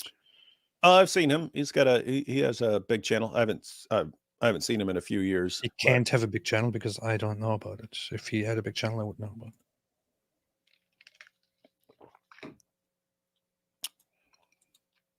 So that's that. Drake Long says, growing up in West Virginia. West Virginia. Almost heaven. Almost heaven. Says after 9/11, everyone was like, WTF is a Muslim. Candace is insane. Even rednecks didn't blame them for 9/11. It was just her. Am I supposed to believe Candace Owens or somebody from West Virginia? I will believe someone from West Virginia. And also, you made a super chat that is $6.66. What is the purpose here? Are you trying to corrupt us in the name of Satan? Silly Goose says, thank you guys for shutting down Islam's dumb ideology from spreading. No problem. We and the goats, thank you. It will not It will not spread. We and the goats. Thank you so much. The goats thank us. There should be a goat advocacy movement to protect all the goats. Because from the Dawa guys. Let's face it, if the Islamists manage to fulfill their goal and spread Islam as much as possible, the one of the biggest dangers that it poses is to the goats. Yeah, we focus on the little kids. We focus on what they want to do to little girls and stuff like that. But I mean, goats matter too. Yeah, this is important, and we don't talk about this enough. Joshua Gonzalez said, y'all ever just take a step back and laugh at the absurdity of all of this? I'm just baffled by the endless barrage of moronic takes I have been seeing since 10/7. I'm convinced people are dumber than ever. Joshua. That's true. I have been saying, I don't know. I recently, so many times, I just wanted to say, you know what? Humans are incredibly stupid. And I'm not excluding myself. I'm not saying some humans are stupid or other humans are stupid. It's just look at the discussions and come to the conclusion that humanity is just incredibly stupid. And it's all of us. It's not just certain parts of the population, it's all of us. Of course, some are dumber than others. But all of the kinds of conspiracy theories going around, all the kinds of nonsense that people like to believe in and spread, I don't know. The fact that people spend their time as we speak fighting these idiotic wars instead of doing more useful stuff, I don't know. Very, very big stupidity. Ari Wasserman said, you don't want the two holes in the narrative to become one.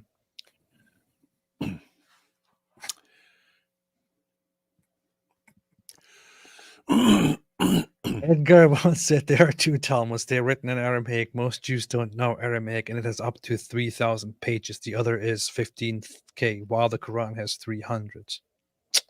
That's that. That's that. But there are some neo-Nazis online who have already summarized the Talmud in these little memes that go around. So why would I have to read all of the Talmud or study all of the Talmud instead of just looking at those memes? That's that. Steve McLovin says Quran needs a sequel book like the Book of Mormon. Do you know that? Don't you agree that it's so ridiculous that I mean, it's quite obvious, but so Jews have had this vast collection of books forever, and then you have since the 2,000 years ago the whole tradition of there is the oral Torah, and then there is the tradition of writing down all the debates and creating the Talmud, and then all the other scholarly work that is there added onto that. There's just an endless supply of scripture and texts. You have Christians, you have the Bible, which consists of the Hebrew Bible and much more, and there is a huge tradition or a huge collection of things to read as part of your religion. Then Islam comes and comes up with this small book written in a very stupid way, made up in a very stupid way, in a very stupid environment. And it says, oh, you know what? Those old books, we don't read them anymore. And it's just this. That's all it has. Isn't that a recipe for stupidity? To just they got the hadith, the tradition, and only have this book, and that's it. They got the hadith, but then that book is so confusing that they also need the hadiths and like endless supplies of commentaries and so and so. Alhamdulillah, it's true. Chloe said, "Rudy heck, goalie, dang, flunk, rucked, spunk, did cover your mouth. Behave yourself." This Chloe, just imagine a wingaling comes in here and sees all that harsh language. Terrible. They'd be traumatized for the rest of their life. Mrs. Apostate, my wife said, "Happy Atheist Day to all the atheists out there, and to all the Christians." Atheist Day. Wait a minute. Atheist Day. Isn't April 1st Atheist Day? To all the atheists out there and to all Christians, Muslims, Hindus, Buddhists, and other religions, try not to be so jealous of us atheists who have a lot going for us. Oh, spicy stuff. You know what we do on Atheist Day? What? We do nothing.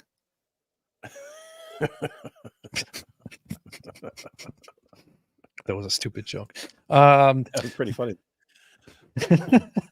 Talmudic Tunnels Construction Inc. said Islam, a girl is a woman when a man wants to sleep with her. That is basically their view. It is. It is. That is pretty much true.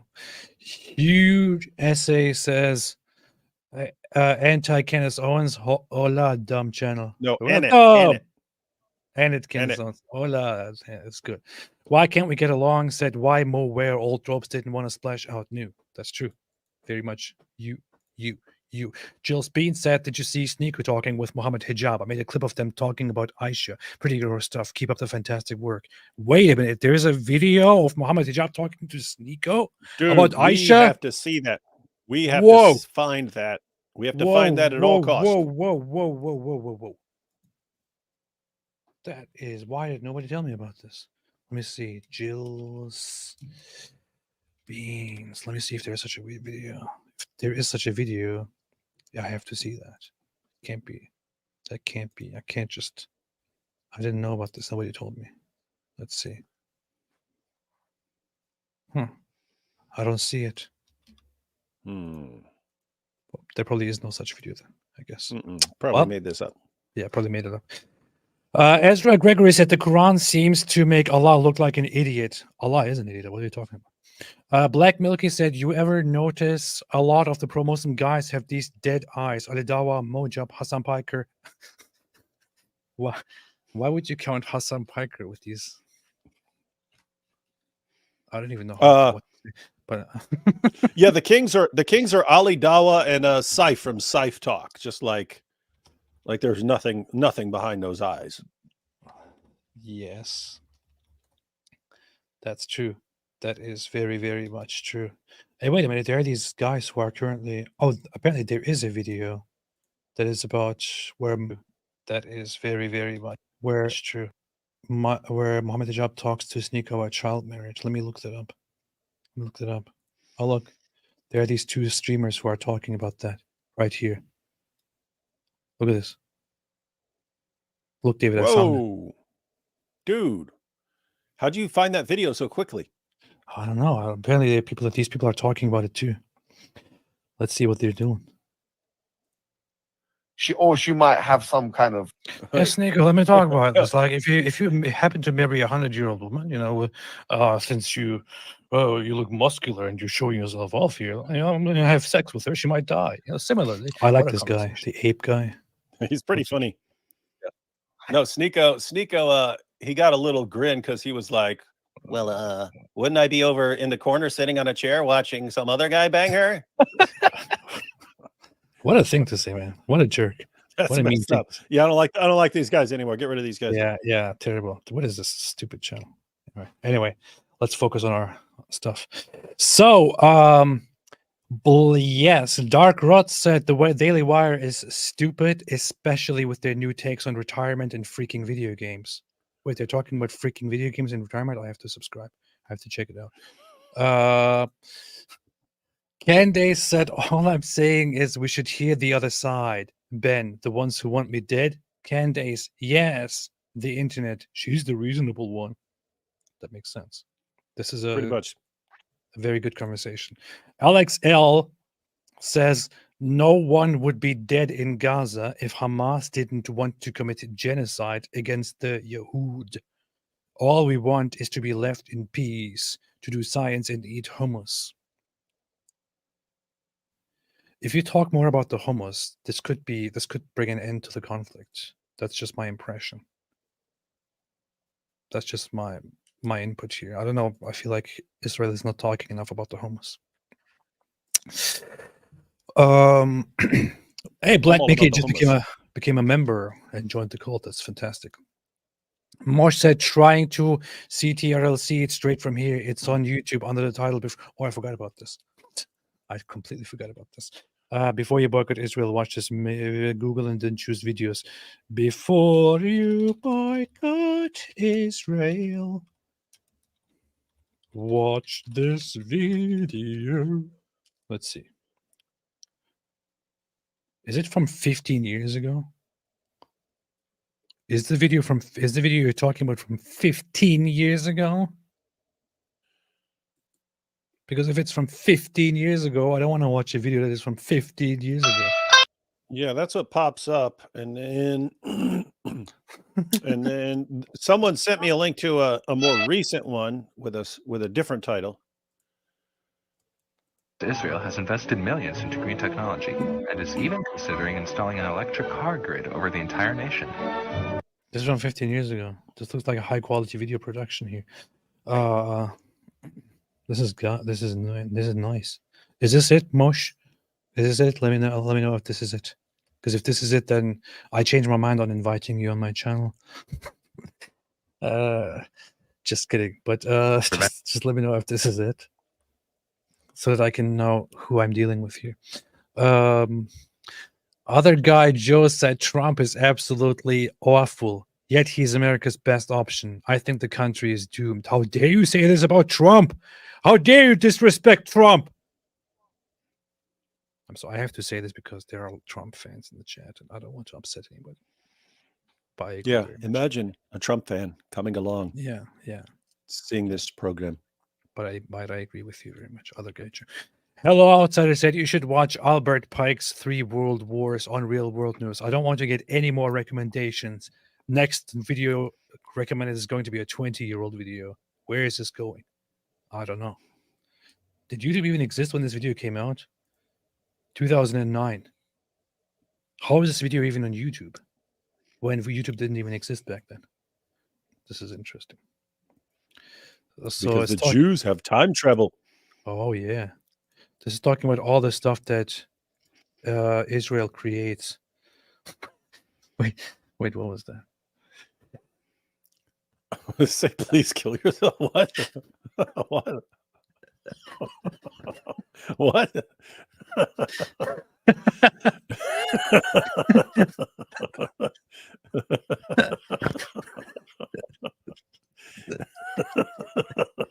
Oh man,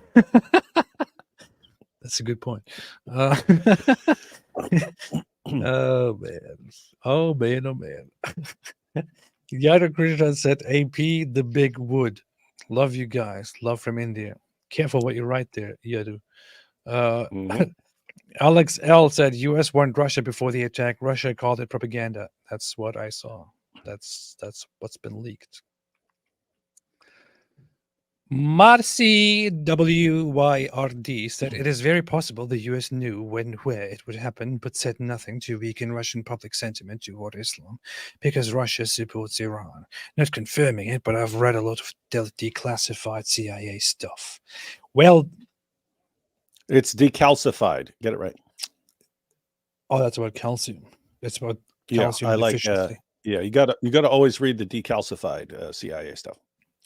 That's when you remove calcium from the body and you get decalcification. I see. That's good. So, but it is confirmed that the US actually actively warned Russia about this and sent intel, and Russia brushed it off as propaganda. Just trying to scare us, just trying to cause panic or something like that. David Wood said, after being verbally molested by David, I am now team atheist and will change my name. AP's Wood is stronger anyway. Oh. Great point. I think we're dealing with the top brass here. Says David Wood says, notice 1001 times. Christian AP says, I don't know, 1001 times atheist. Draw your own conclusion. Is that true? Is that true? I don't know. I feel like I say, you know what's funny, a lot more than I say I don't know. You do, but you always say it's funny right before some horrible horrible massacre or something Yeah. like that. You're Yeah. like, you know what's funny? You know the funniest thing about all these children who are brutally massacred is that the funniest thing about this bloodbath is I think it has to do with where does that go back to? I think that goes back to German, where you would talk about a sinister or about an ironic situation. That's how I used to talk about it, and for some reason I adopted that into English and have been using that forever now. I don't know why. Brian's Mutti says, "You guys both are hilarious and awesome and brilliant and very, very courageous. I'm glad I found your channels." I think this person meant to send this super chat to a different channel and accidentally sent it here. Because there's nothing funny here. We only talk about serious stuff, and you shouldn't laugh about it. But nevertheless, thank you. D. Boudreau said ISIS has been very busy in Africa and recently in Afghanistan. Looking forward to tomorrow's stream. I thought you were going to say looking forward to their next activity or something. But yes, thank you, D. Das Lustige daran ist. Hey, how do you know that? How do you know that? How do you know that? Big Rick said, "It's amusing to me that the only prophecy Mo gave that was true was saying how a false prophet would die and then dying in that same way." I wouldn't say that's entirely the only one. I would say that there's also another one, which is Get it that right. Islam started as something strange and will return to something strange, and it will crawl back into its hole like a serpent or something like that. What is it? No, there's also his prophecy that Islam will break up into a ton of different sects, and his prophecy that in the last times people will be leaving Islam, their faith will not rise to beyond the level of their throats, and yeah, Islam's just going to fall apart. That's happening. It's happening. Makes me want to convert to his religion that's collapsing and imploding, according to. Hey, there's this guy in the chat, Ananas, who says 2 fools who haven't even finished university. That haven't what? That haven't even finished university. Yeah. I think he's trying to describe us here. Yeah. Yeah. And how can you listen to these 2 stupid idiots who haven't even finished university? That's a good point. Grace174 said, "Mr. Boppity Boopinelli." Oh, this is Mr. Boppity Boopinelli. Boppity Boopinelli. Mr. Boppity Boopinelli, please Mr. stop Boppity Boopity Bippity Boppity Boopinelli. displaying your ignorance. Joshua Wooden, first, a follower of Christ. Second, I am theologically and politically conservative and never liked Candace Owens. The David Wood parting ways with her was needed. Yeah, I don't think David Wood had any connection to Candace Owens before or after, so I'm not sure what David Wood has to do with any of this.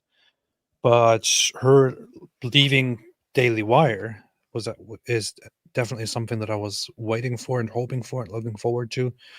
I never personally watched Daily Wire, but I must say, as soon as I heard the news that the Daily Wire parted ways with Candace Owens, I actually seriously went and subscribed to Daily Wire Plus. Just to I was already subscribed to watch some of their documentaries, like Jordan Peterson's documentary on the scientific revolution and so on. Yeah, I don't think I'll ever watch anything on their strange platform anyway. But yeah, at least I can support it a little bit. Only dorks. I think there's something in their contracts where they have to like put out a documentary every so often or something. So, but I heard that only dorks watch Daily Wire Plus, so I don't know if I can do that. Jessica Carrillo said, "What are your thoughts on the red heifer prophecy?" I don't know much about it. I've heard of something about No, yeah, I remember that from like 15 years ago or something like that. With the I don't know. with the Temple Mount and the what is that what this is Yeah, about? there's a red heifer for certain purposes and so on. But yeah, I wouldn't comment on it without looking it up a little more. But we always comment on things without knowing anything. That's what we do. Yeah, Why that's would you? it's what we do. That's what they do. Yeah. That's what we do on this channel. This is our specialty. We comment on things without knowing anything. If we know about something, we don't talk about it.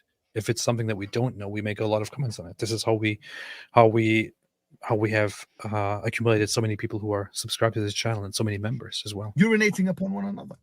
That's what they do. Gorno said, AP, what do you know? AP, what do you know about Command and Conquer lore, and how does the Brotherhood of Nod compare to Islam? Also, can I DM you on Twitter? I go by Noisefish.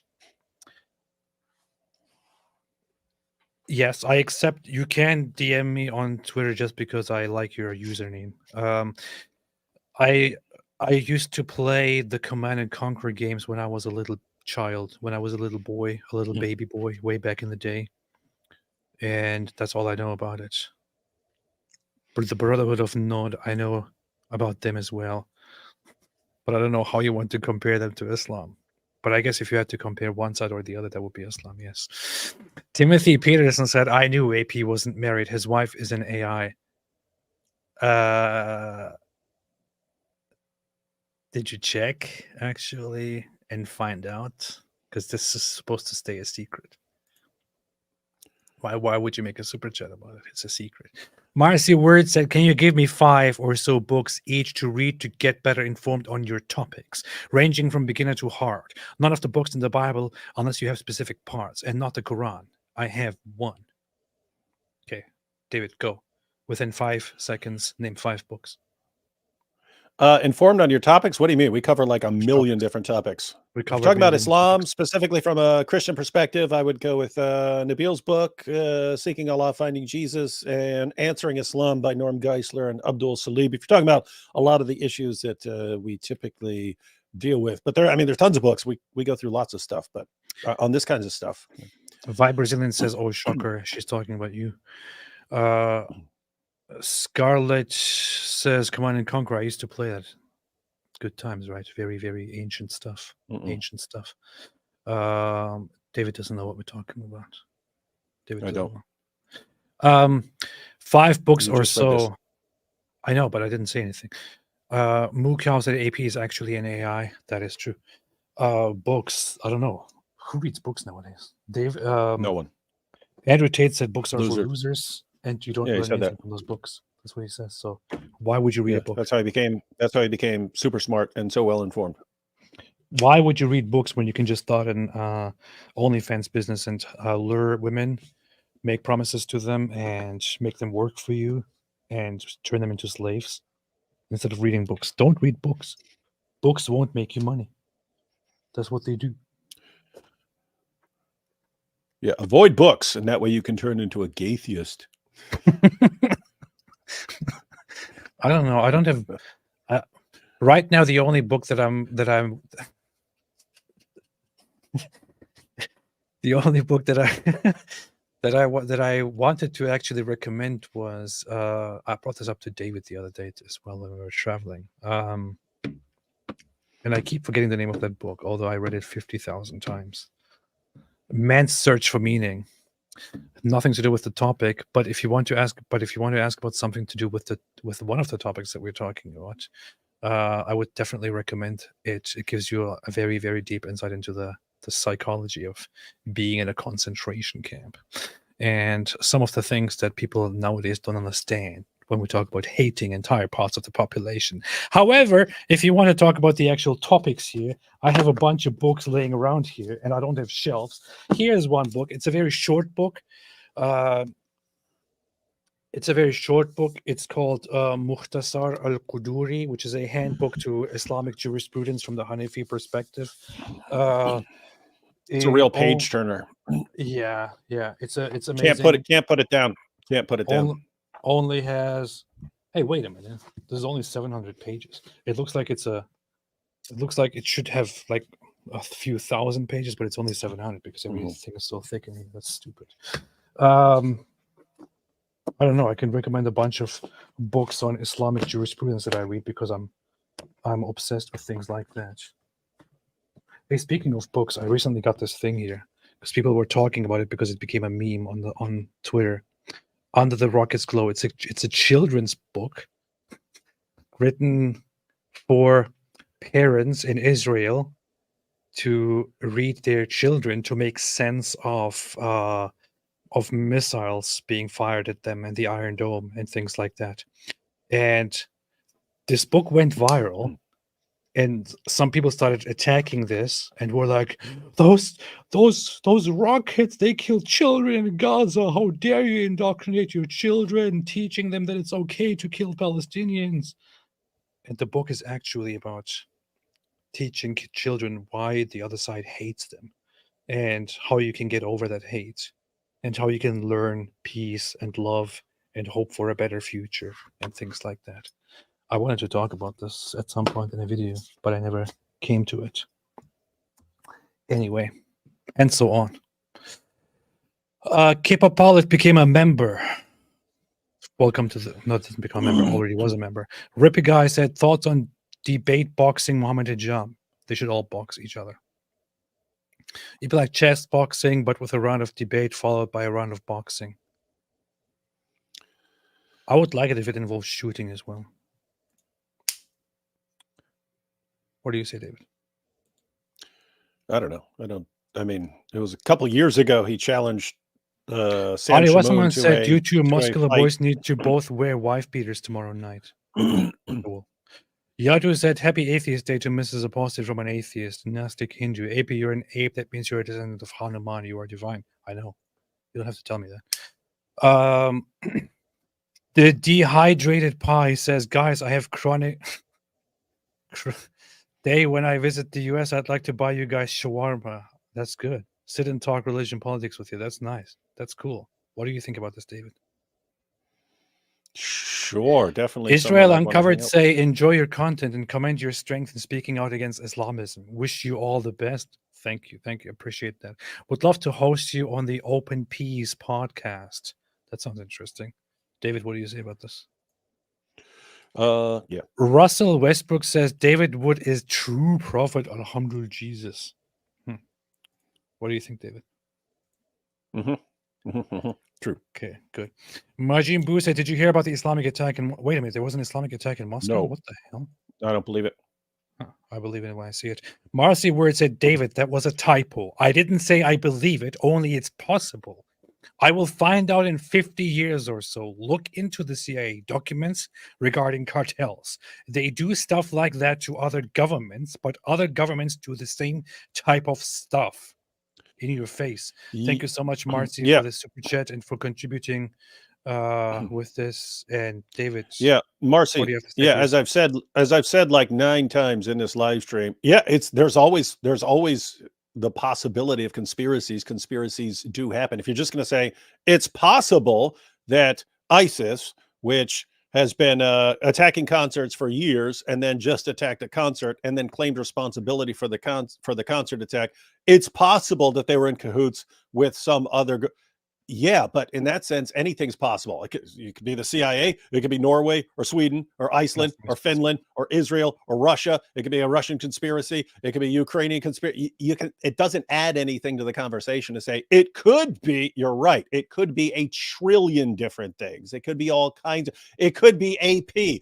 AP could have somehow been connected to that whole situation and be running that thing. It could be. Until I see some evidence for the particular group involved in it, I have no reason to think that it's anything other than ISIS launching an attack. I am. Yes. It could be. Yes. I am connected to it. I am in charge of ISIS. EMS says never check out the Hanbali rule. No, ever check out the Hanbali rule on queefing, breaking wudu. Allah really, really hates farts. They have that's the funny thing. A book on Islamic jurisprudence has so much ridiculous stuff in it that is So unnecessary. Mhm. That's what half of this is about. That's what half of this is. It's just a bunch of irrelevant nonsense. A very tiny part of it is what actually matters. Adi Wasserman said, on any other channel, my baby's having a baby wouldn't be an admission of criminal activity. Huh. Goldized Bulldozer said the Brotherhood of Not is led by Cain from the Bible. They are a quasi-terrorist organization and religious cult that seeks world domination. Huh. Wait a minute. I didn't know that there are connections there. That's very funny. David, anything else you want to say? Nope. Did you see this? Look at it. No, what's that? This guy's confronted here in the street and he says, I'm an Islamophobe. This is so based. So this is that video Wait. It's that sort of thing. It's very easy to say I'm an Islamophobe in a Western nation. I dare this guy to go to a Muslim area and say that crap, see what happens to him. Well, what do you know? Guess what, David? This video, you might not know this. Fun fact, this video was actually recorded in the Muslim quarter. What? Come on, dude, you'd be dead. Of Jerusalem. You might not know this because you weren't looking, because you were walking in front of us. But this was actually recorded in the Jerusalem Muslim quarter. And what happened is that... So, hey, hang on. Behind the scenes, just for behind the scenes info, you got this guy's brother is doing the camera, but he's walking backwards, like up these steps and up these ramps and stuff like that with people coming at him. So I'm like behind him, like making sure he doesn't walk into break his neck walking backwards. Yeah. This dude is not just a random dude, by the way. This is Stefan Thompson. He's the founder. That's the man. And manager of Visegrad 24, which is a rising news group that has almost 1 million followers on Twitter by now. And they recently started making videos with people, especially about this conflict. And I met with him in Israel and connected. He was so helpful there. You know, right? He just connected he was extremely cool. And I would just say, guys, they're huge. They're huge on Twitter. They're not nearly as big on YouTube. So he's not that huge. Everyone be sure to check out AP's video and share it, because these guys need to get bigger on YouTube. Yeah. What's funny is he was wearing these white pants here. And this was the same day that we went to Michael Rappaport's bar mitzvah. And before we went there, we actually met up together at some shawarma place. David, Stefan, and me, we were eating shawarma. And at some point, I don't know how he did it, but Stefan here, he dropped some of his shawarma on his pants right there as we were eating. I don't know why you'd wear white pants. Look at what you're wearing, AP. Look at what you're wearing. You are wearing a shawarma friendly outfit. He is not.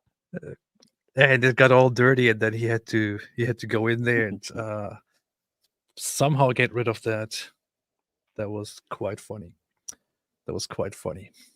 But yeah, so this is I obviously put on some weight apparently over the years. So I decided to go to the Muslim Quarter and do an interview there and talk about why I left Islam. So that what I had in mind is that we would be attacked by a bunch of Muslims and I would run and I would use this to lose weight. Burn some calories. But nobody attacked us. And it was quite based. They were scared. Yeah, they saw you. They saw how based you were, and they're like, "We can't mess with this dude, even if he's an apostate." Yeah, it was a very talked about something today with somebody else, and that was a very, very, very interesting video. So go watch this. It's on Visegrad watch it, 24. Visegrad 24. Give those guys a hand. I will link it here. Go and watch it, and you better watch it. Hey, I think it's funny that the highest suggested video is kill shot, because that's like your theme after see, look at that. That's because I recently watched this. I know. And it's just giving me a video that I probably listened to 50,000 times. That's why it's right here. It's like, okay, we know you want to listen to this again, so here it's right here at the top. Click on it, just listen to it. That's what they do. Yeah, that's what they do. That's what they do. Urinating upon one another. Okay, so I'm going to link this video here, which is called "Why He Left Islam." Apostate Prophet here, and we'll pin it and put it in the description and also into the top pinned comment. Go watch it, and you better watch it. David, anything else? Talk to everyone tomorrow. It'll be dope. Russia, bring all your conspiracies. Don't be Russian. Don't be Russian to conclusions. Don't be Russian to conclusions like the Russians. Hey, Marcy made another super chat of $50 just now before we were leaving to make sure that we don't leave, and said, "I'm not Andrew Eltained. I like to read. David Wood, I had my pen ready and everything. You didn't even try. Also, David Wood wasn't trying to piss you off, but I do think you misunderstood what I was trying to say by my pay for comment box." So what Marcy is trying to say is, David,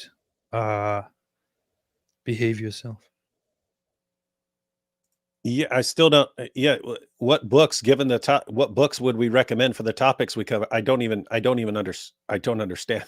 we cover a lot of different topics. We cover basically trending stories. There's not books on the trending on the whatever's trending right now. And so I gave a couple of recommendations of a general theme is that we're criticizing lots of Islamic stuff, like.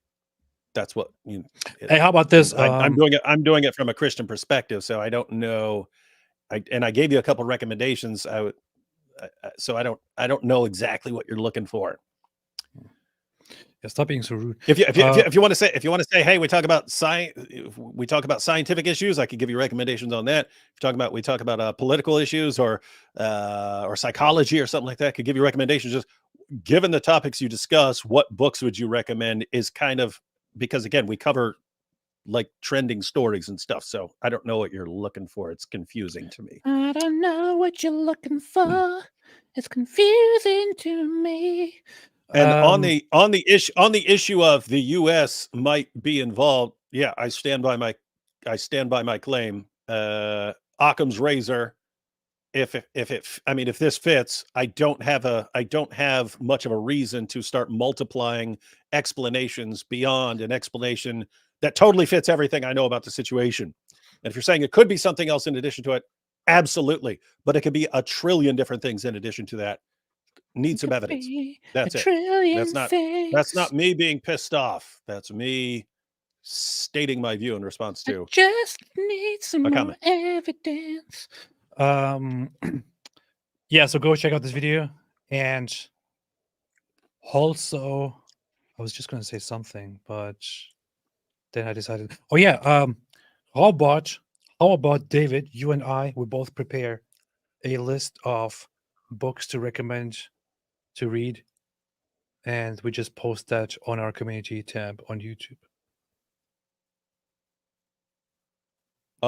Just like books we like. Okay, I could post a list of books that random I like. list of relevant things that you think everyone should read. Mm-hmm. Yeah, I can do that. And my number one choice would be Twilight, and then aside from that, just any other books that are relevant to these things that we talk about. No, just books that are books that are actually relevant. Anyway, thanks everybody for watching. And we will be together tomorrow on David Wood's channel. Meanwhile, you might want to read a little bit of Twilight tonight to get into the mood of tomorrow's live stream. And I will see you again tomorrow. 50 Shades of Grey as well. And tomorrow we will see each other. And as always, have a fantastic day. And what do they say? Stay away from Islam. Exactly.